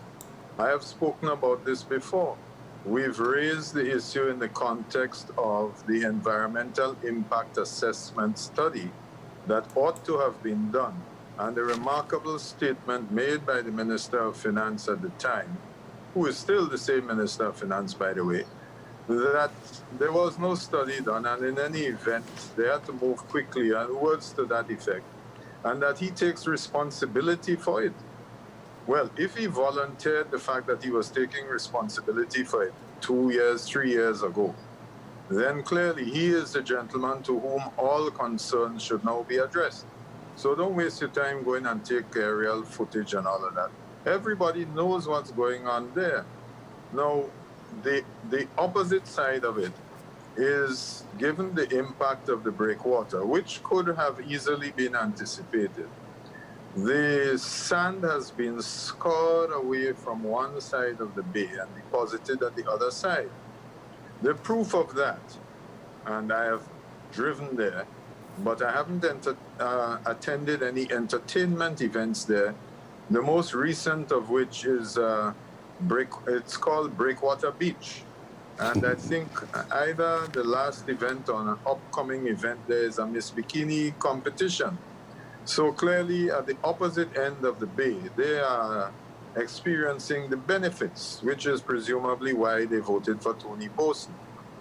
So I'm not going to spend too much time on that, but it allows me to segue into mental health. Not that I'm questioning the mental health of the people who voted for Tony Bosin, again, but mental health in general. And what brought that up is looking at the reports featuring the Commissioner of Police in Trinidad and Tobago, Gary Griffith, who enjoys being in front of the television cameras. And he was describing the bust after many months of investigation and the fact that he has to look into possible negligence by certain police officers. All very exciting, of course, because he has termed the activities at the Transformational Life Ministries as being akin to human trafficking, and said it's actually modern-day slavery. Well, that was all very exciting when it first came out. And the conditions under which these modern-day slaves were being kept in cages, and that they recovered handcuffs and tasers, and there were allegations of torture. I mean, it's really shocking reports. And then you had, this was at 5:30 a.m. or something like that, because they had started their raid after midnight. But then you had further reports which have been circulating with interviews of people both for and against. For example, some relatives of those who had the family members at the rehabilitation center. I posted a link on your WhatsApp group to the Transformation Life Ministries, TNT. They've been operating for 19 years at this location. I'm sure they're doing excellent work. The testimonials from family members who are paying upwards of 4,000 TT dollars a month for housing family members they don't wish to have around them are quite glowing. They've always been able to see their family members when they need to. And these staff member was also interviewed and said that the conditions under which these people are housed are no different to that in the asylum at St. Anne's. Because for those of them who won't behave, then they have to restrain them. And she resists the characterization of these holding cells as being akin to cages. The fact that there's steel bars in front of, instead of doors, and padlocks instead of boats seems to have escaped her understanding of what a cage really is. Nevertheless, there were some other members of the public who were just like Grenadians when a camera is placed in front of them, gave long and interesting opinions as to what was going on there and what wasn't going on there. So here we are once again faced with the same set of facts, but different conclusions as to what is going on at the Transformation Life Ministry in Arouca.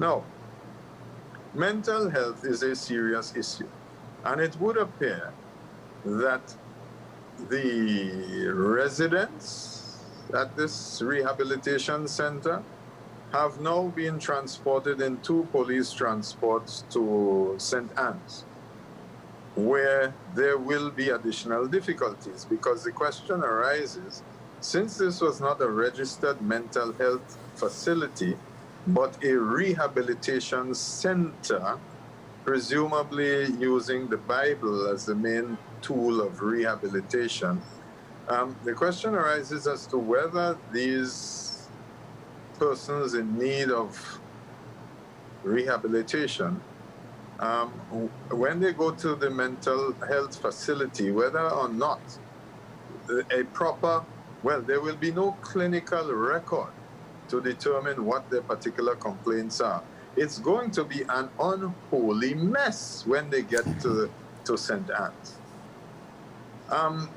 It would appear, and this is, I think, unfortunately endemic in the Caribbean, in the area of mental health, where people are not able to access professional help, then they are subject to detention,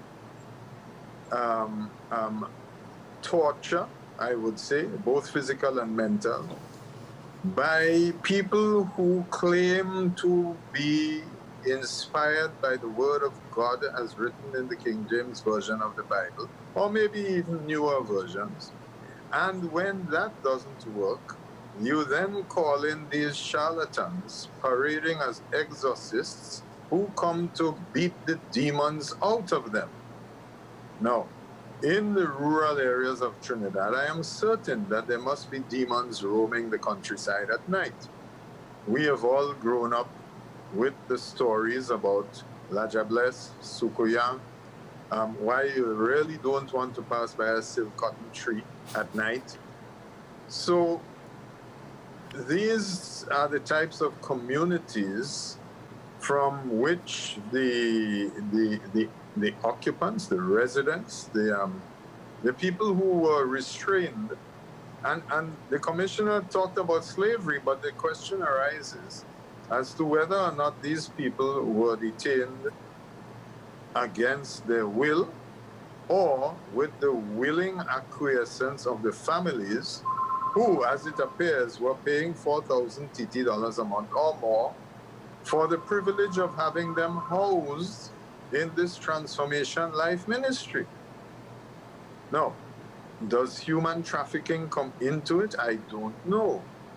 Were these people perhaps not necessarily in need of restraint and detention, and that they were kept there merely to ensure that the revenue stream from the families continued? Lots of questions will arise. And clearly, what we heard from the Commissioner of Police in the original TV interviews following the raid constitute only one small part of a much bigger story. And I think the bigger story has to do with how we treat with mental health issues in our societies. What facilities do we have available for the treatment of mental health problems? How do families interact with the providers of mental health treatment. All of this requires discussion, and we're not getting anywhere when the media gives, in my view, an unhealthy amount of attention to a self-promoting,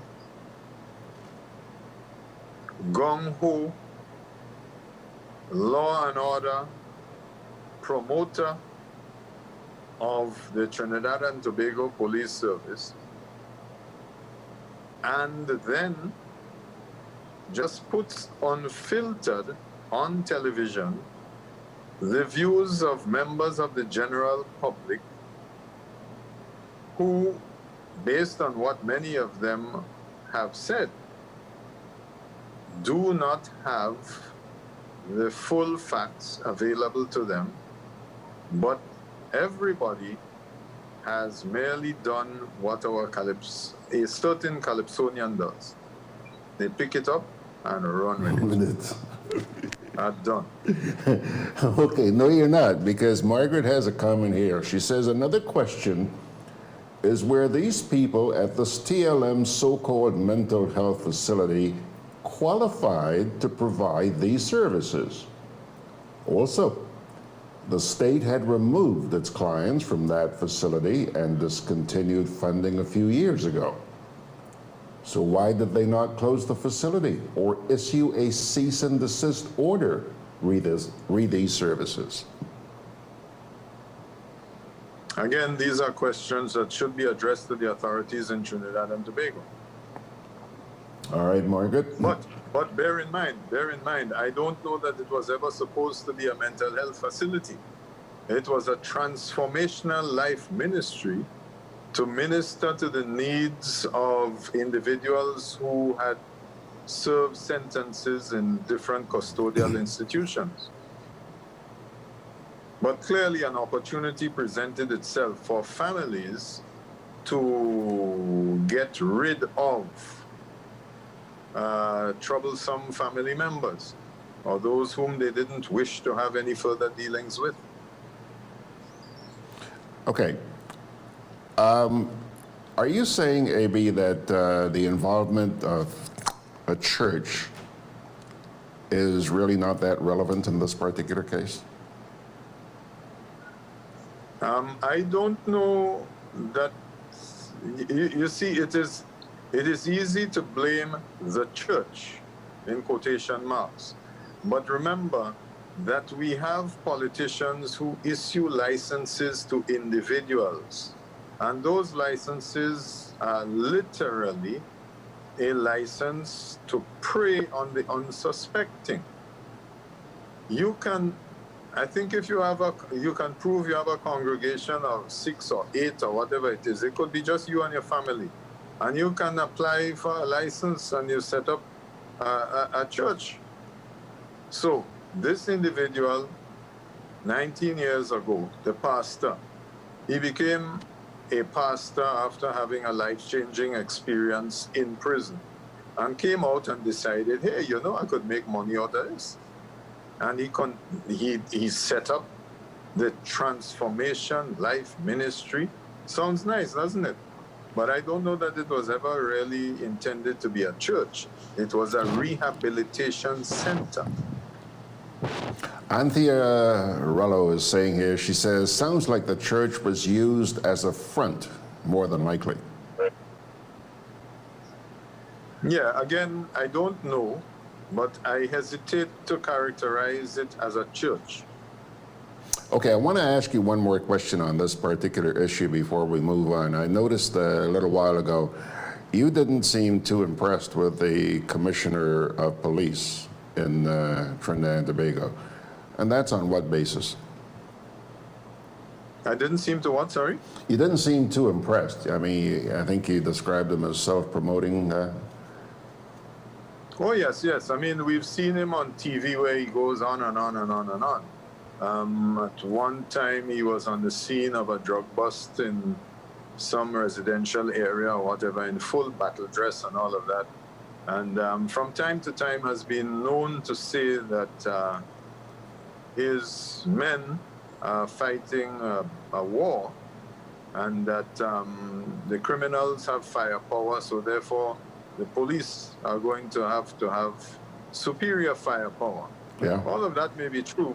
All of that may be true, but it seems to me that this is a matter for the Minister of National Security to bring in the army, because I'm not sure how the police who are supposed to be there to protect and serve, I'm not sure what the motto of the Trinidad and Tobago Police Service is. But it seems to me that there clearly are some situations, unless they intend to have a completely paramilitary police, it seems to me that there are situations where the army should be brought in. I think in Jamaica, for example, there are some areas where a limited state of emergency is declared, and perhaps both army and police go in. But I don't think that the police service ought to be outfitted as though they're going into battle. Okay. If you have a battleground, call the army, and you declare the state of emergency, which will allow the army to be deployed, and God help those who are on the receiving end. I don't think police should be exposed to battle situations with criminals who are funded by drug dealers and allegedly by corrupt politicians as well. Certainly that was the case in Jamaica in the bad old days. And I think the Trinidad Commissioner some time ago suggested that politicians are largely responsible for some of the crime that's taking place in Trinidad. Final comment here from Margaret. Margaret says, George, that a church was running such a facility is not an issue for me. However, it should be subjected to the same regulations that other non-religious facilities are subjected to. Yeah, agreed. All right. The issue of oversight is what needs to be brought to the fore. But let me say then that the families, we don't know whether certain family members made reports or made complaints. We do know in passing, we found this out in passing, that the commissioner has to investigate whether or not reports were made over a period of time and the police in the area chose not to act. Okay. So I guess there'll be more information forthcoming. We know, for example, that when investigations take place here, that it does appear that the police choose not to act because we are waiting for certain investigations. As simple as, did the bus that go over the sidewalk at the Carnage and has been recovered, did it have brakes or not? Did anybody pick up the brakes that were allegedly lost on Yonge Street near the marketing board? How long does it have to take to determine whether or not the brakes fell out? We love investigations, AB. All right, Mr. B. What about the investigation into how how do you call somebody who has been charged but not yet convicted? Anyway, his travel documents were surrendered, but he was able to get a new passport and leave the country within 3 or 4 days. Yeah. Yeah. That was reported in the press. Yep, absolutely, absolutely. Remember, our newspapers come out once a week. So by the time it was reported in the press, the police had enough time to investigate it. How much investigating do you really need to do to find out the circumstances under which a passport was issued? Yeah.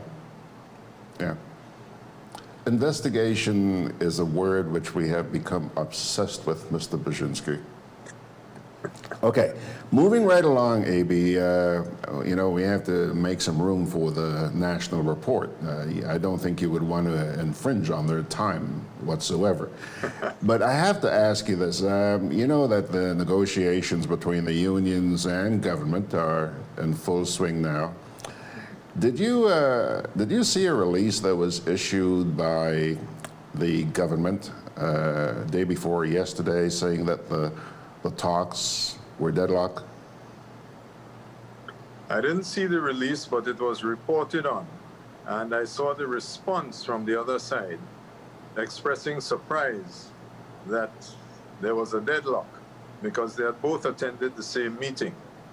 So once again, you have two people on opposite sides in the same place, and they come out with differing versions of what took place. So one side said the talks are deadlocked, and the other side says, what are you talking about? They're not. Actually, they went as far as to say, hey, how could you say they're deadlocked? The talks just began. Beats me. Okay. But it does raise the question as to whether or not any of the parties are in fact negotiating in good faith. Yeah. You know, I tried as recently as last night to get comments from the union, and still was not able to, other than what I saw on television last night. But I am going to continue trying today, and hopefully on Sunday morning, we're going to make that part of one of our features. Well, I want to make the point that prior to them sitting down on the 8th of October, that the unions put out a full-page release, and the tone in there, accusing the government of blackmail, accusing the government of making ridiculous proposals, and seems to me that that does not provide the background for sitting down across the table to engage in any meaningful discussion. You know, as you have a certain opinion, fine, but when you put it out in the public domain, you are, as the saying goes, you're drawing lines in the sand, and to me, that doesn't suggest that you are going to get very far in negotiations. The same goes with the demand that I'm seeing from the unions. I think they're asking 25% over the period of time. And you, sir, as a former chief executive officer or managing director of the largest company on this island, what did you think of that 25% demand? Forget my former position. As somebody who hopefully has some common sense, my question would be, how do you expect in 3 years to get a 25% increase in payments from central government? Do you see something going on in the economy that the rest of us don't see? Where does government derive money from? From economic activity, which should be taxed. But if the policy of government is to provide concessions, and the base on which taxes are levied is not increasing or expanding, where is 25% more in emoluments going to come from? Mm-hmm. You know, so that is just, to my mind, that is just common sense. I think it's also based on the expectation that has been put in the minds of the Grenadian people. We hear about this booming economy. You know, well, if things are booming so much, let it boom in our direction. We all know that all this booming that is taking place is the stuff of calypsos. It's only in calypsos you're hearing about all of this booming taking place. Yeah. Thank you very much. Because there is no economic data to suggest that this economy is in fact, I'm going to resist saying the word again. Booming. Mr. BIERZYNSKI, thank you very much, sir. I got to make way for the GIS. You have a great day. Stay dry. Alrighty, folks, so there you have it. That was the session we had on Thursday morning, and please join us next Thursday if you enjoyed Mr. Bierzyński, and I'm sure you did. Every Thursday morning right here from 9 to 10 on Good Day Grenada. Well, let me, just to show you that some of our other guests have turned up, take a look here. Take a look at these two gentlemen. First of all, on the left there is Mr. Joseph Andall, and on the right, Mr. Russ Fielden. And we're going to be getting to these guys in just a wee bit. But right now, let's take another little break, and we'll be right back.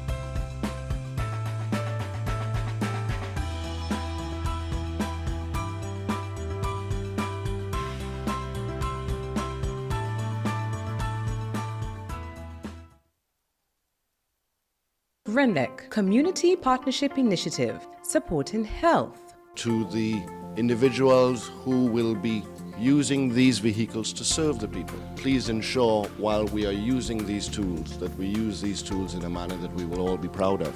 To GRENLEC, a long-standing partner with us, a true testament of what can happen when private and public sector work together for the benefit of the people. GRENADABROADCAST, energizing our community.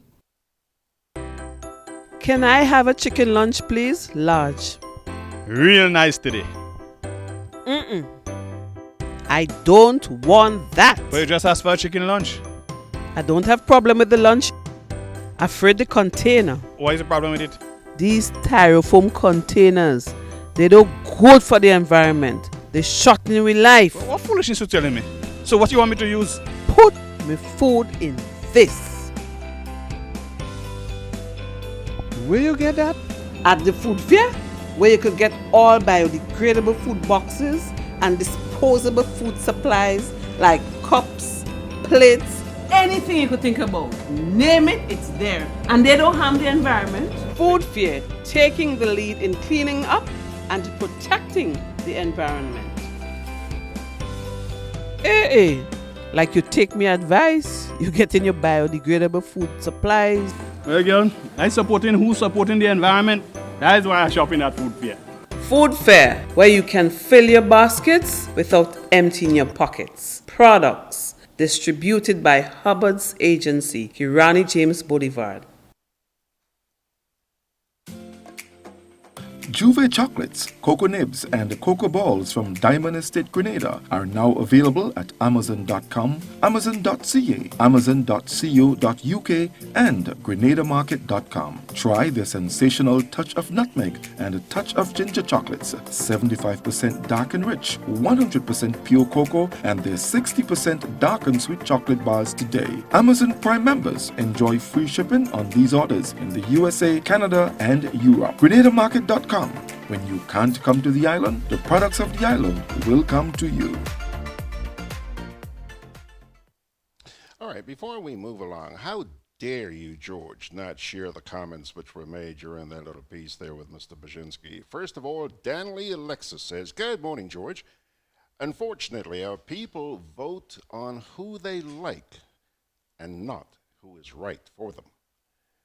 That's one of the things we have to start to educate our people to these facts and the benefits derived from so doing." He also goes on to say, "We have to start now to save this nation from future problems, some of which are already here." Anthony Howard responds to Danley by saying, Danley, I think our people vote party regardless of the candidate. And as far as I know, this has always been the Grenadian approach. All right. Then, Tessa Rennie responds to Danley as well, saying, I agree, our Grenadian people, some mental restructuring and change in their attitudes is needed. Many are lacking knowledge and reasoning. Maybe, if they know better, they will start doing better. The fish in Grenada is rotting from the head, stinking up the whole place. They got to get rid of the head and save the body. It's time our people start thinking for themselves and learn to analyze what the political party is saying to them.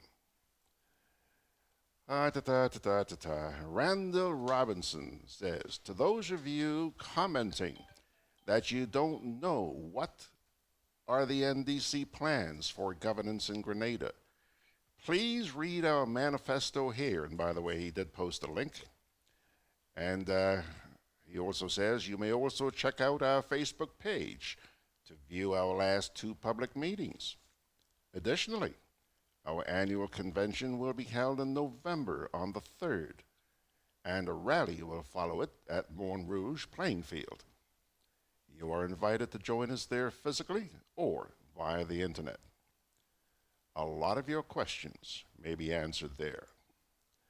Good morning, Mr. Lewis, Philbert Lewis. Thank you very much for joining us this morning.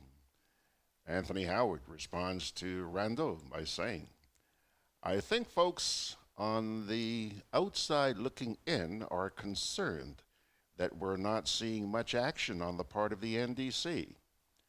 It's time to have public meetings. It's nice to have public meetings, but how many can point to significant benefits they have received from the NDC while the NNP is in office? Sponsoring sporting events, helping farmers, daycare centers are all things people will remember on Election Day. Tessa responds to Danley by saying, Bob Marley said, we need to free up ourselves from mental slavery.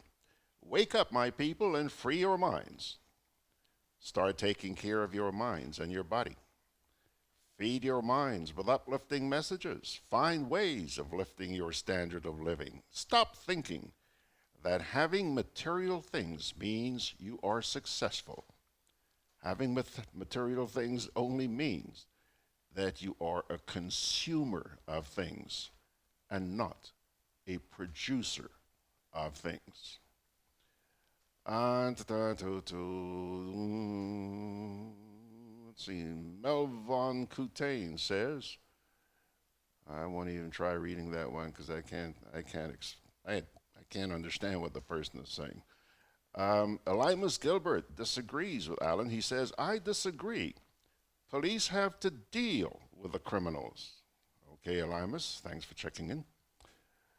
Tessa Rennie says, too much talking in Grenada. And not enough action. Henry Steele has joined us. Josephine Blanche. Tessa says, the police force needs to clean house. Too much corruption in the police force. Terrence Williamson says, speaking of Commissioner Gigi, has anyone noticed how much he has aged since becoming the Commissioner of Police?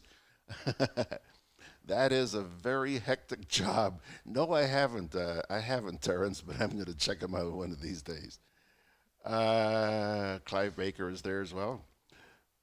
John Alexander says, how about investigations into the police officers who allegedly committed inappropriate sexual acts? Oh, okay, that's another issue. A lot about that this past week. Alrighty, folks, I'll tell you what. Take a look. There they are. We are also expecting to be joined by a gentleman by the name of Mr. Charlie Wilson. And Charlie Wilson is a resident of Mount Rodney. I'm also going to play you a piece in a little bit from a lady by the name of Kriss Davies. We went out to Mount Rodney on Friday, and was it Friday? Yeah, it was Friday. Yeah, we did go out there on Friday. And we also shot some footage because I wanted you folks to see what this brouhaha is all about. So first of all, let me say good morning to my guests here, who are Mr. Russ Fielden and Mr. Joseph Andall. Gentlemen, good morning. Morning. Morning, George. Morning, listeners and viewers. Thanks for joining us. A pleasure being here again.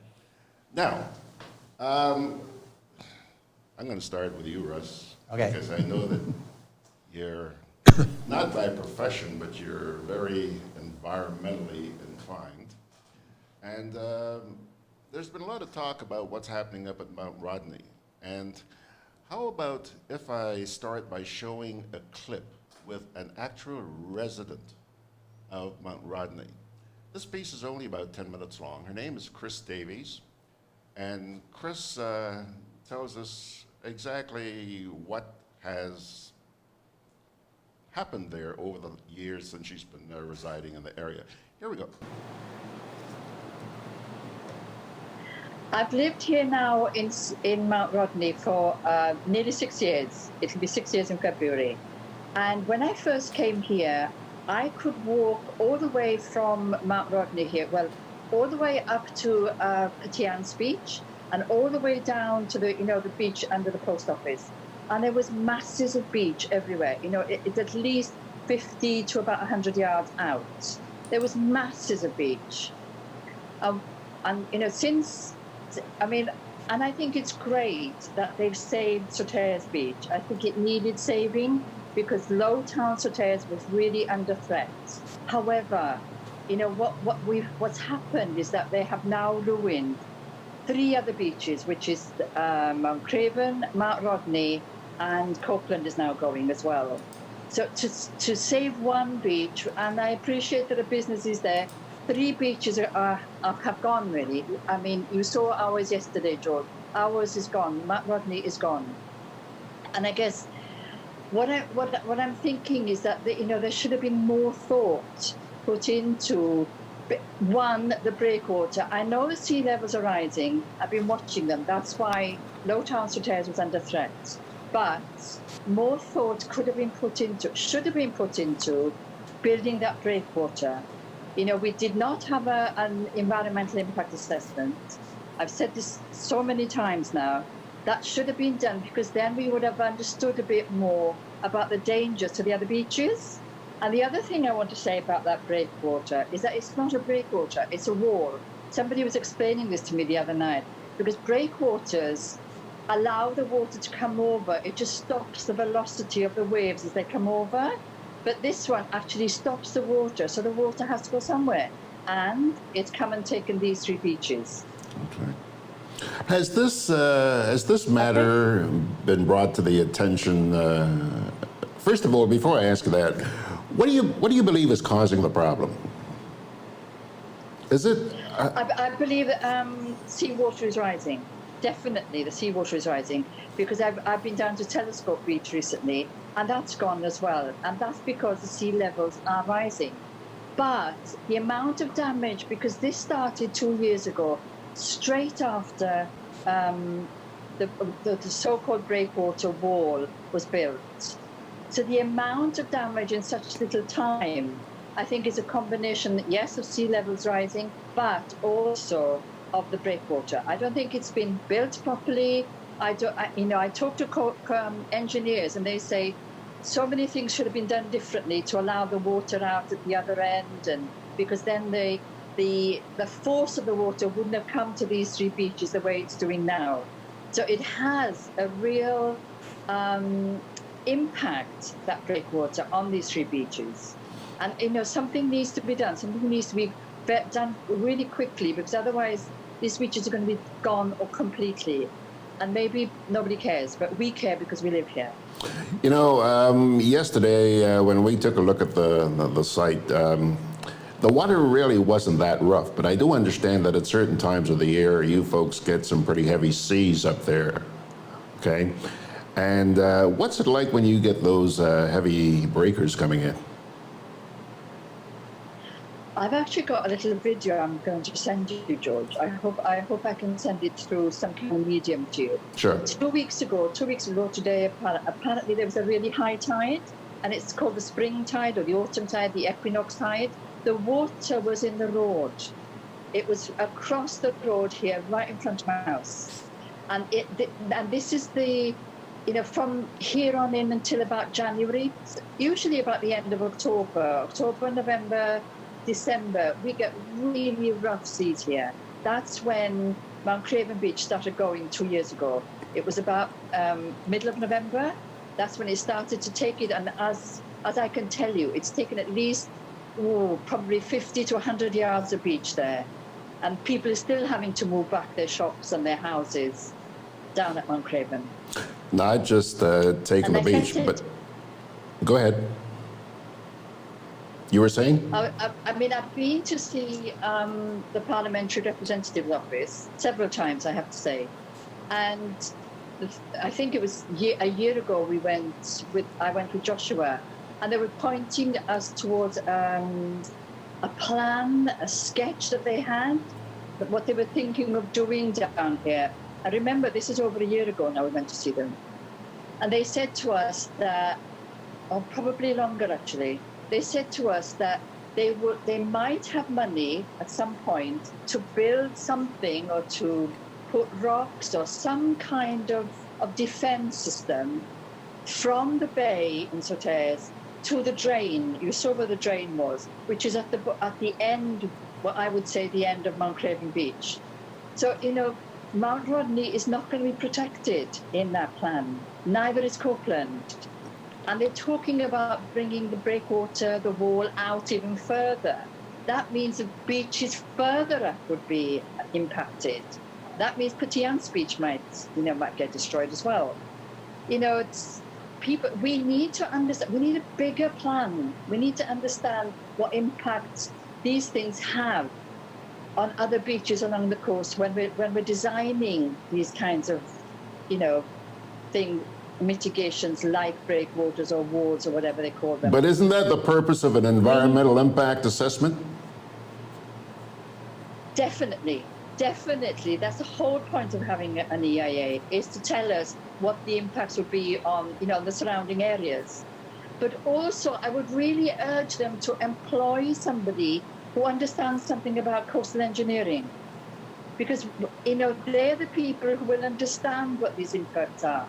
Not to get any environmentalist to talk about EIA, but also to get advice from a coastal engineer who understands, tidal patterns and whatever it is that, feeds into these kinds of impacts. You talked about the erosion that's being caused on the beach, but what really caught my attention was the proximity of where the breakers are reaching right now to the road. It's very, very close to the road. Well, as I said to you, George, 2 weeks ago, the water came across the road, right to the edge of my yard here. So, the thing for me is that, I can see a tree falling again this morning. Once the trees go, like they did because we lost about 70 trees in Mount Craven 2 years ago. Once they go, there's nothing to hold the sand or the earth or whatever. The sea just comes in and takes the rest of the land. So it is, we might even lose access to the back here by road if nothing is done very, very soon. And that road is very important for access to the Hilarion home. Yes, absolutely. Hilarion home is just next door to me here. I know it's on a bit of a hill, but if the road goes, there's no access to the home. There you go. Yes. Let's digress for a minute. You mentioned that they have suggested possible mitigation measures. The fact that they have actually acknowledged that there is a need for mitigation measures seems to indicate to me that maybe you're on the right track and perhaps something will be done. Do you feel that way? Well, at this point, I'm not holding my breath, George. You know, they keep talking. I've heard Senator Steele, I've heard other people talking about, you know, we're going to get funding for this, we're going to get funding for that. But where is it? You know, when is it going to arrive? Is it going to be too late for these little communities on the coastal areas? That's my anxiety, is that, you know, it will be too late by the time we actually do something about these things. Granted, you know, I know that we probably might have to lose some coastal zone because of the levels of the sea rising. But can't we do something to protect ourselves? It's a tiny island. We're going to lose a lot of land at this rate. Something that also caught my attention on our visit was that the youth are very concerned about what they see happening, and they have not been around that long, I would imagine. But what's the reaction in general from the people who live in that area? Some of them are getting very scared. Some of them, particularly along to the left of me, you know, past the Hilarion home, where the beach is, you know, they have fewer trees over there holding the land, and they're beginning to fall too. So that, you know, Laz's bar and Steady, even though Steady lives up the back a bit, he's actually getting quite scared too, because, like I say, you know, once the sea starts reclaiming, it's coming straight in. Like we've seen at Mount Craven, it comes right in up to your house. It takes no prisoners. It just keeps coming. Yeah. And that's why we, you know, I can't say it often enough, that something needs to be done. Otherwise, this whole community in Mount Rodney is going to get washed away. Kriss, And probably in the same way as Mount Rodney and Mount Craven is being washed away as we speak. And there are also other beaches around the island where this is happening. You mentioned Telescope. Can you mention any others? I know that around the back of La Poultry, I remember Kruma talking about putting down posts and things to stop trucks going down to the beaches at the back because they were taking sand. And that's the other thing, George, is that, you know, only last week I had to challenge people who had driven down to the beach in Copeland and were taking sand. And I was just told, don't watch that. You know, people are still taking sand from these really vulnerable beaches. And fair dues, I did go and complain about it to the police, but by the time they came, the people had gone. Okay. You know, and I appreciate people say to me, oh, I only taking 2 bags, I only taking 4 bags, I only taking 5 bags. But if everybody comes to take 5 bags, we've got no beach left. But there is legislation. And that, you know, that is contributing. There is legislation against sand mining, isn't there? There is. It is illegal. This is what I say to people. And they don't listen to me. It's really frustrating, especially when they can see, you know, the damage that the beach is already going through, and how vulnerable it is. And then they just come and take more sand. It's really infuriating. Kriss Davies, a resident of Mount Rodney. Kriss, thank you very much. You've been very vocal about this situation, and you've helped to bring it to the attention of the Grenadian people. Keep monitoring this, and we'll pay you guys a visit again. At the rate things are going now, I can expect that we're going to see some rapid changes, because I was told yesterday by one of the people we spoke with that they have seen tremendous changes in the last 6 months. And so we can just expect that to continue. Yes, I mean, it would be great if you came up sort of about the end of November, because that's the month that it seems to really impact up here. Okay. So yeah, if we can do another, you know, kind of look at it. Okay. And yeah, you're right. The last 6 months has been really, really, really bad weather, I guess. You know, when the hurricanes go through, they send some forces back. You know, the energy comes back in, and then that's when more damage happens to the beach. Yeah. So, yeah, bad weather really, really impacts on us.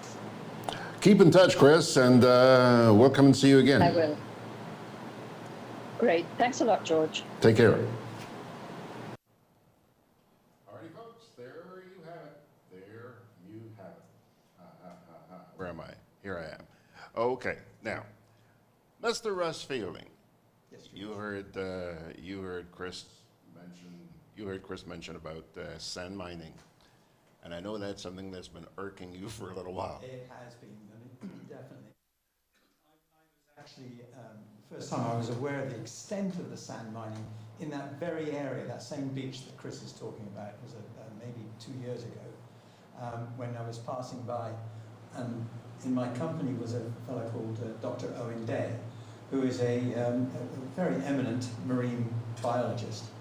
And we stopped when we saw a line of trucks, 8-wheel trucks, with 2 excavators that were taking sand from that beach on a Sunday. And I was reliably informed by some of the local residents there that they do it every Sunday. And this is not just somebody taking 2 bags of sand, this is somebody taking hundreds and hundreds of tons of sand from a beach that is already highly vulnerable. These are criminals. It is against the law in Grenada to take sand from the beaches. It is a criminal activity.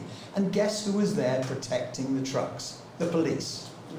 Where we were told categorically that we should not be taking pictures of these guys taking the truckloads of sand away.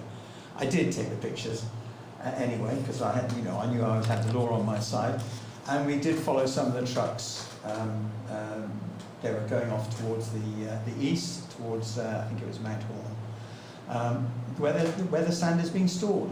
I mean, so the police, the authorities know that this is going on, and they obviously don't feel it in their power to be able to do something about it, and they have to do something about it. I mean, Kriss talked about sea level rise, and she's absolutely right. This is the root cause of the problem. She also talked about the wall, the breakwater in Sotaires, which again has exacerbated the problem. But I really believe the real problem there has been the huge amount of sand that's been mined from that area. And it has to stop. It just has to stop. Well, it's going to stop because there's no damn sand left. And it's rather like the fish in the sea. Any fisherman will tell you that if he doesn't catch the last fish in the sea, somebody else will. Might as well be. Really, it's the police have got to take positive action and find these people. All right. I want to get to Joseph, but before I do, I want to share some comments that have come in while you guys were watching Kriss. One in particular came from T.F. Richards. T.F. says, George, while I welcome your guests on the Mount Rodney issue, I must hasten to ask, is Mr. Randall speaking on the issue based on a genuine concern for the environment or because of his political position? You see, George, that's one of the problems we face. Persons jump on issues based on their position and not because of the genuine cause, right? It goes on to say, and later on you realize that nothing is done or you don't hear from them again. I sincerely hope that this is not the case. We have to get rid of lip service and opportunists and do things holistically and wholeheartedly. Now, Joseph, I'm going to ask you to respond to that in just a minute, but there's some other comments that I also want to share. Andrea St. Mitch says, wasn't an environmental impact assessment study done on Grand Anse by that new hotel? What did the report reveal? Did it matter? If folks don't like the report, they just ignore it. TF says here, the erosion of the Telescope Beach is not only rising seas, but as a direct effect of over sand mining, which is what Russ just said, by gravel and concrete. Isn't that a government agency? Yeah. Oh, okay. I don't know if it was. It could have been they were taking a lot of sand from there. And he says here, just saying. T.F. Richards says the government does not care about studies, whether environmental or anything else. The WHO advised on the building or expanding of the General Hospital on its present location because of the salt and its effect on sterilized items, etc. Look at the hospital now. All metals are rusting. So says TF. Tessa Reddy says, why spend money on research when you're not going to implement what the study recommends? Makes no sense. She also goes on to say, it seems like Grenada is falling apart, one parish at a time. TF comes back and says, in order to get fundings for certain things, the government has to make the loaners believe that everything is covered. So on paper, yes, it is, but in reality, only a fake. Okay, let me have a response from you now, Joseph. Thank you, George. Been patiently waiting. Now, I say without any apology that I'm a politician, and naturally, whatever I say will be tainted, for want of a better word. Notwithstanding my political position and affiliation, I believe that I am a sufficiently sensible and objective person to deal with issues based on the merit of them, and to not let them be overly skewed by my politics. At the end of the day, almost everything we do or that happens with us or to us is impacted by politics in one way or the other. Political decisions are made, or policy decisions are made by politicians, and the citizens have to live with the effects, with the consequences, be they good, bad, or indifferent. Looking at the Soteres, Mount Rodney, Mount Craven issue, we see cheap politics at play in this entire fiasco. We know that the town of Soteres, the lower part of Soteres, which we call Low Town, was under threat by the advancing waters and the powerful waves, especially at certain times of the year. There is no disputing that. And I believe that everyone recognized that something needed to be done to protect the lower part of Soteres. One of the biggest advocates was Mr. Kenny Lal Singh, well-known businessman and politician who owns a couple of buildings in the Low Town area. He's been a strong advocate for port, jetty, breakwater, however you want to call it. Now, the NDC spent a little over 4 years in office, and they were limited in terms of what they were able to do in that short period of time. There were proposals to put a jetty there, and in fact, it is my understanding that 2 companies were brought in to look at the feasibility of putting a jetty there that would facilitate movement between Grenada and Carriacou. Apparently, both companies felt that that would not be economically viable, at least at that point in time, and the matter was shelved for the time being. To score cheap political points, Mr. Lal Singh and Mr. Boson, the MP for the area, claimed that the NDC and Tillman Thomas did not want good things to happen in Soteres. So just prior to the last general election, they rushed ahead without doing any proper planning, any feasibility study, any environmental impact assessment, and started construction of this breakwater/wall. And they were thumping their chests and claiming that they love St. Patrick so much that they are doing what the NDC did not do. And many people were happy at the time because a lovely beach was created in Sauteurs, in the area where the old market used to be. A lot of big soca shows and so on. And people generally enjoy themselves there. No problem with that. When Mr. Boson was asked about the environmental impact assessment, he said, amazingly, that none was done. But don't worry, one will be done afterwards. And I have heard a lot of crazy things in my life, but this one comes very close to taking the cake. It is as if a tailor were to sew a suit for someone, and afterwards, after the suit is made, you decide to take the measurement of the person for whom you made the suit, back to front. The question of sand mining. The sand mining was banned during the tenure of the National Democratic Congress. What did the leader of the NNP, Dr. Mitchell, say? Rather than applaud the move as a progressive one, he decided again to play cheap politics and decided to say that the NDC banned sand mining because they are against the construction industry. He went on further to impute that members of the administration might stand to benefit financially by importing sand from Guyana. So again, folks, we all have to look at things carefully, and we must always go back to look at things so that we can have a better appreciation of why we are where we are. Good? The question of the sand mining again.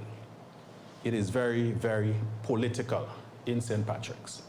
So the sand mining that Mr. Fielden observed and that many people see from time to time, those things are approved by the government through the MP. In fact, without the approval of the MP, nothing can go ahead regarding sand mining. So from time to time, they set up party members or people with strong links to the party. They give them access to the beach, and the sand is used now as a political bargaining chip. So if you want some sand, you have to go to the MP office, or you have to go to Mr. Who, or this aide, or that assistant or the other, and it is simply put a manner of buying votes and further entrenching the new National Party in power. So folks, we cannot get away from it.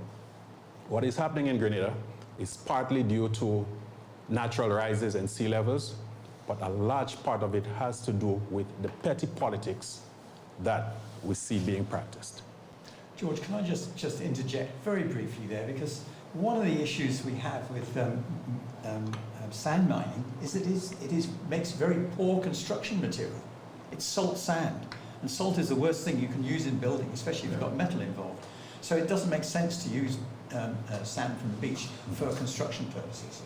Unfortunately, some of us do not see further than the length of our noses, and we take decisions based on short-term benefit and without any regard, any consideration for what happens down the road.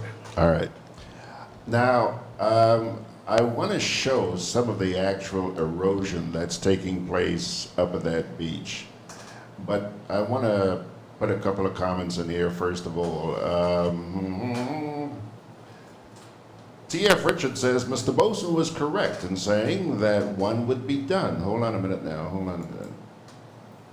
One would be done afterwards because the authorities in Grenada are usually reactive instead of being proactive. Thanks, T.F. There's also a comment here from Michael Alexander. He says, George, in that case, is not the government trying to source the funds under false pretenses? Because if EIA had to be done and was not, how come now you are looking for funds to protect the said project? All right, folks, I want you to look at some footage, a couple of minutes of footage here that we shot.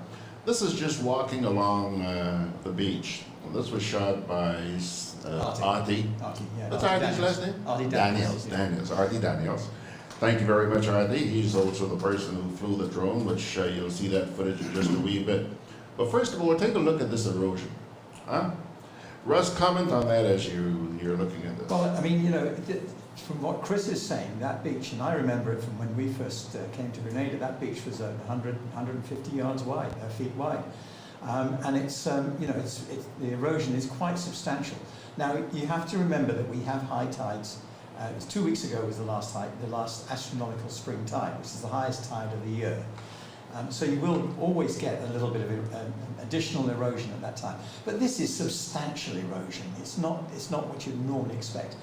With all these trees falling down here, and the road is just, it's just 50 feet away from these trees. So, what Kriss was saying earlier on is absolutely true. When those trees go, there is nothing to stop the sea reaching the road. And once it reaches the road, it'll undermine the road, and there will be no road access along that coast in the future. It is very low lying. You can see the trees there falling down as they go. This has all happened in the last month. But there's a whole load of trees that have gone prior to this, and they've been washed away by the sea. And when we were up there on that day, the sea was pretty calm, really. It's just a normal. Exactly. Yeah. It wasn't a rough day or anything. I've been told it gets really, really bad in November. November, yeah. George, you get the northerly swells, and the northerly swells are caused by North Atlantic storms, and they go from November through to February and March. So at any time during that time, you can get these huge these massive swells that come down. Are you going to say something, Joseph? Yes, that I lived in that general area in Mount Alexander for close to 4 years up until a few months ago. So that was an area I traversed quite frequently. And the focus, quite rightly, is on Mount Rodney, Mount Craven. But I believe that forgotten in all of this are the communities of Mount Alexander, Davies, and Prospect. These communities have generally been fairly neglected. We talk about Carriacou and Petit being left behind.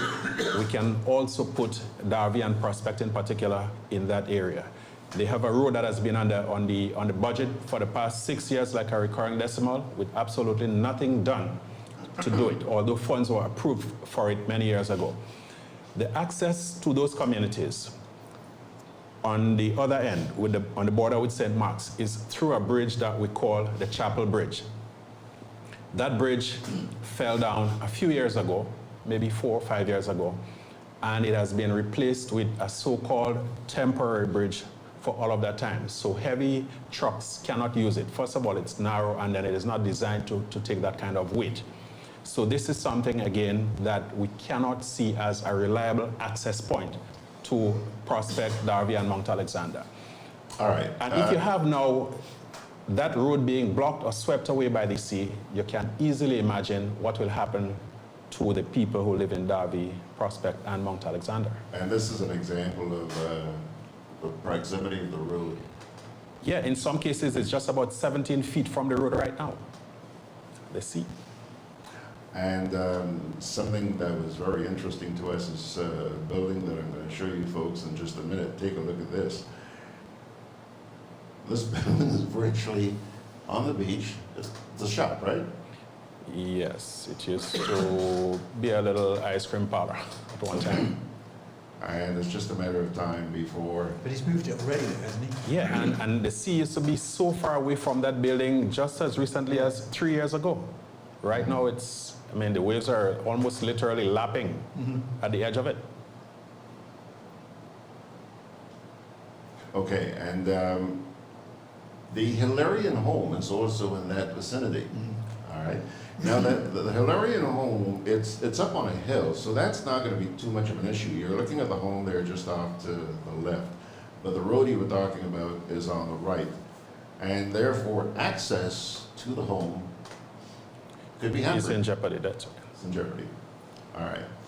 Now, folks, we're going to take an aerial look now at the infamous breakwater. Let's start here. We launched that drone off the beach you were just looking at and flew towards the breakwater. That's off to the left. See that just off to the left there? That's the breakwater. And by and large, it appears that the breakwater is actually protecting the town itself. Oh, it is, absolutely. Of St. George. That's correct. Okay. Now,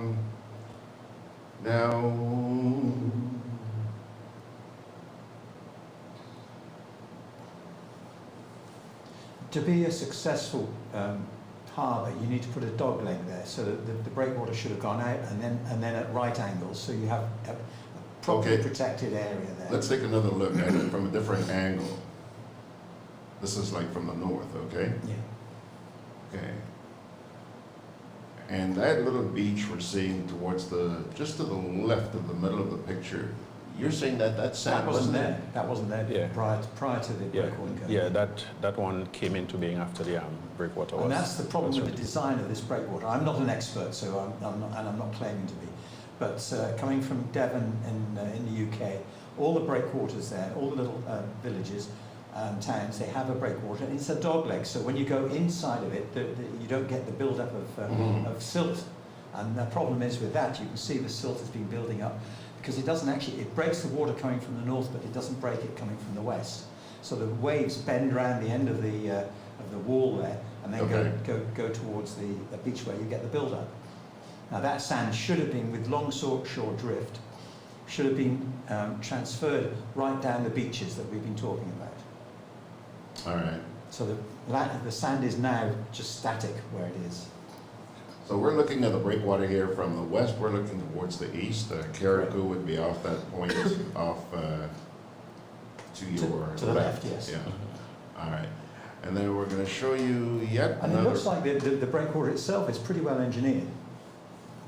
Okay.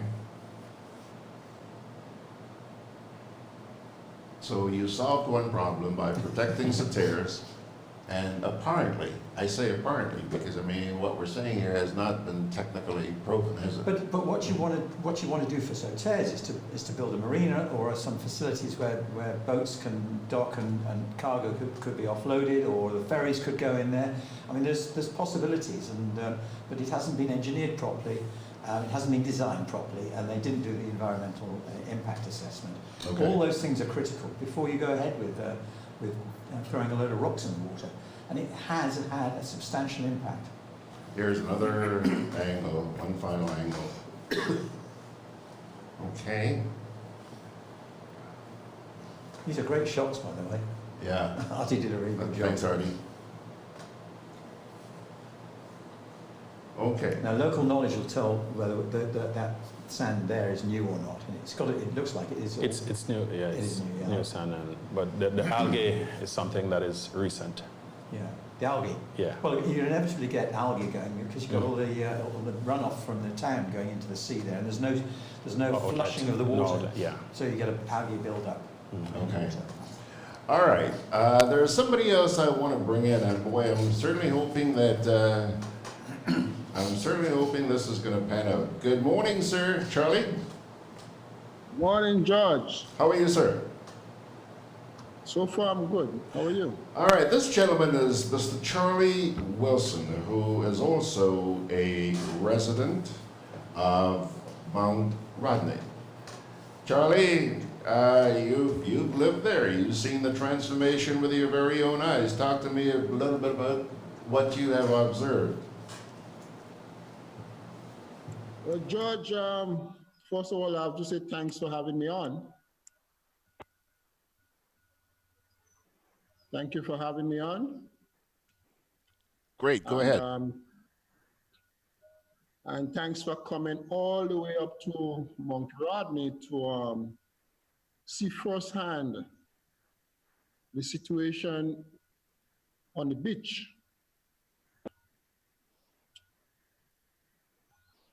That's what I expect from someone who cares and who are concerned.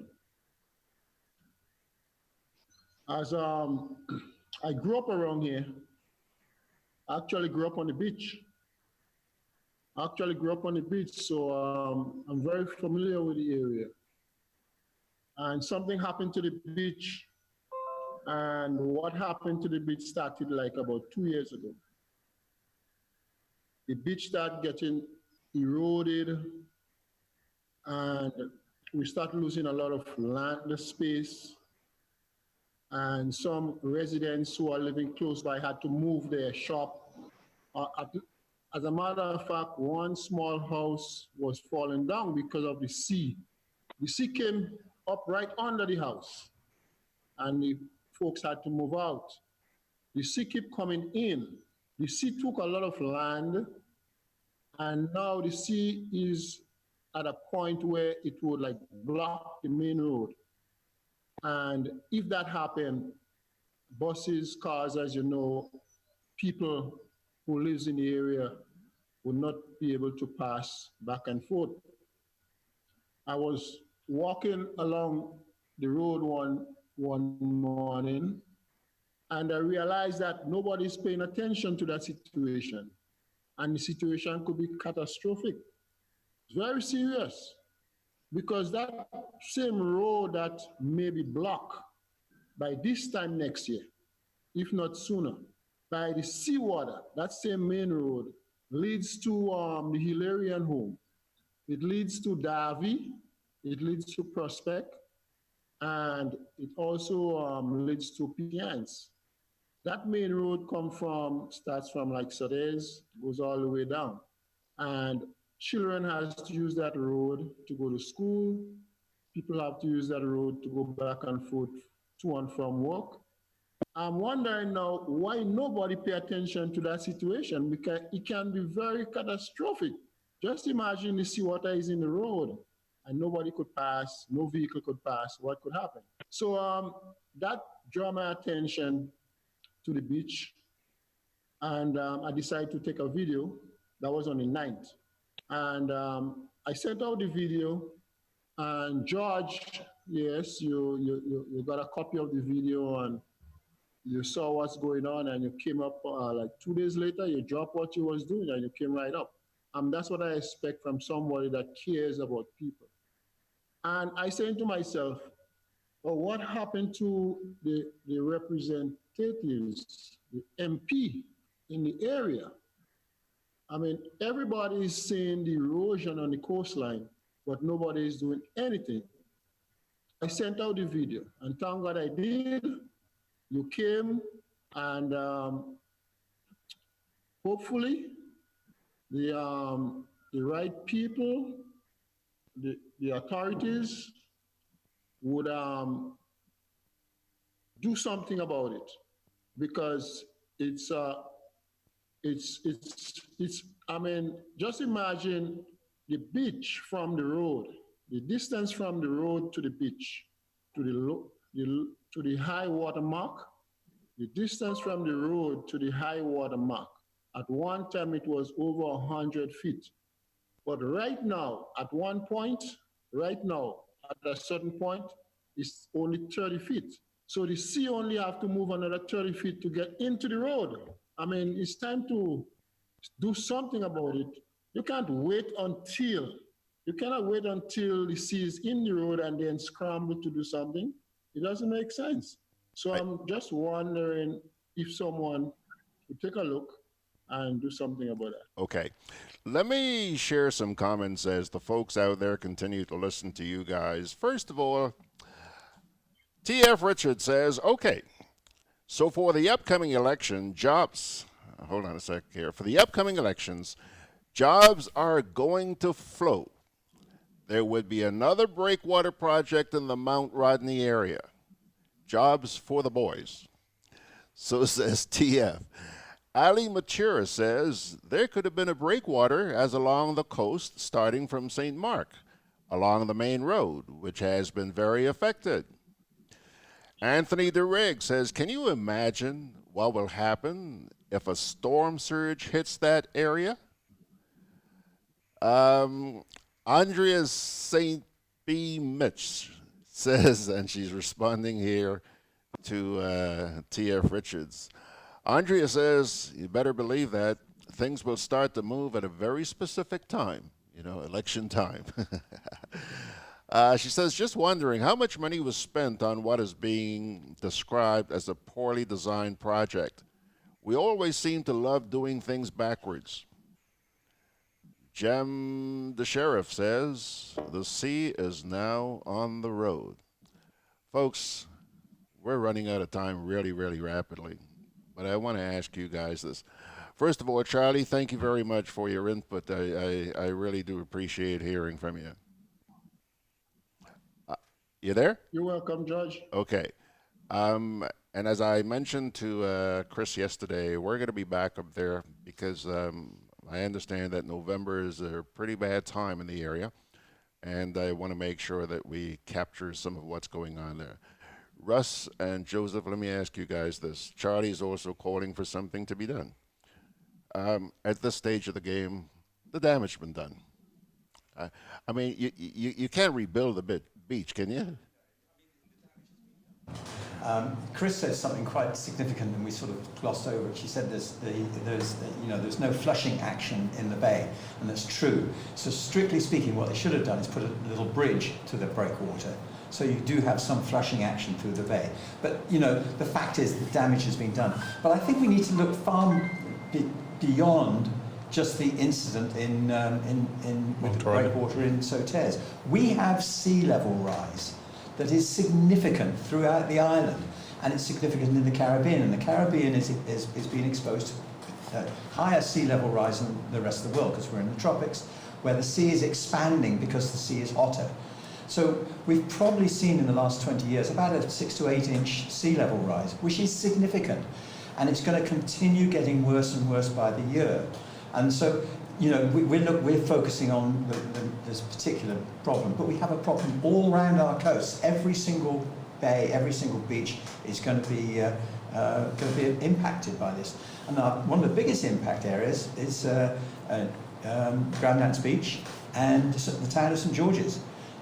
New York University just finished a survey there, and they say that we've got literally years left before Grandlands is gone. They were saying 10 years, and they were saying what we should be doing as a nation is building a wall along that beach. I mean, they were down on the Carolinas with this project. So, although we're looking at Sotares, we have to look more. We have to look beyond that and say what can we do to mitigate the circumstances. It's a huge problem. Yeah.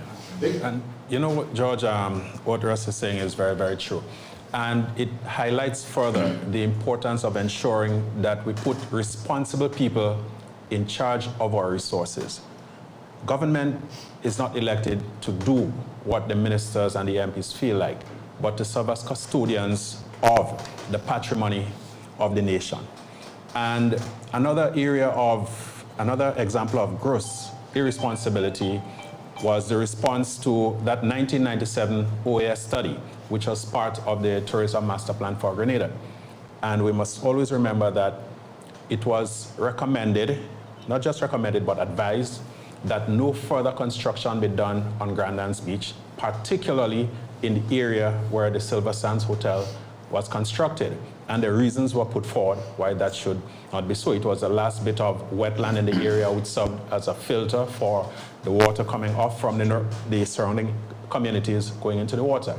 Again, people who spoke about it were accused of being against development, were accused of being against foreign investors and not wanting jobs. Grandlands Beach is the #1 calling card that we have. And if we do not take steps to protect it, you heard what Russ is saying about the NYU study, that they are now talking about a wall. And I don't believe that anybody is so interested in coming to see the famous Grandlands Wall. So folks, we all have to take collective responsibility. You know, the bottom line here, Russ, it seems to me, is a lack of proper planning. Bottom line. Absolutely. Okay. Now, you're right on the money there. I mean, it's lack of proper planning. Lack of proper planning. I don't care which government's in power, it's still the same, George. But to some extent, Russ, maybe it's unfair to say a lack of proper planning, because I understand that in many cases, environmental impacts studies are done. But they're always done by the developer. And that doesn't make sense. Exactly. It should be independent from the developer. But the one that we just spoke about, the one from 1997 by the OAS. That was done independently. That was done independently. But what happened? It was duly disregarded. It's on the shelf gathering dust. Yes, and I have to disagree with you slightly, Russ, because although there is no government that is perfect, we must... No, I'm not getting you. No, but we just have to bear one fact in mind, that for 20 of the past 24 years in Grenada, there has been one group in charge. So they are the ones who have had the best and the most opportunities to make a positive difference. Yeah. All right. And they have dropped the ball. All right, folks, we are out of time. Thank you very much, Russ Fielden. Thank you very much, Joseph Andall. Thank you, George. And thank you very much, Charlie. Good to see you. And please say hi to Mr. McKee for me. I was hoping to see Mr. McKee as well, but unfortunately, apparently he was not able to join us. Folks, some very interesting comments on social media, but unfortunately, we are out of time and don't have any time to deal with those right now, but you may go on back, take a look. Parting word from the Holy Scriptures. What time is it? 12 noon, yeah.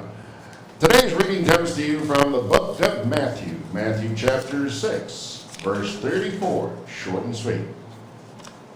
Therefore, it says, do not worry about tomorrow, for tomorrow will worry about itself.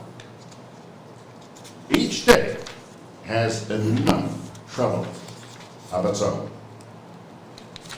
I leave you with that thought, my dear friends, and an invitation to join me tomorrow morning at 9 o'clock for the next edition of Good Day, Grenada. God bless you. Thank you, George.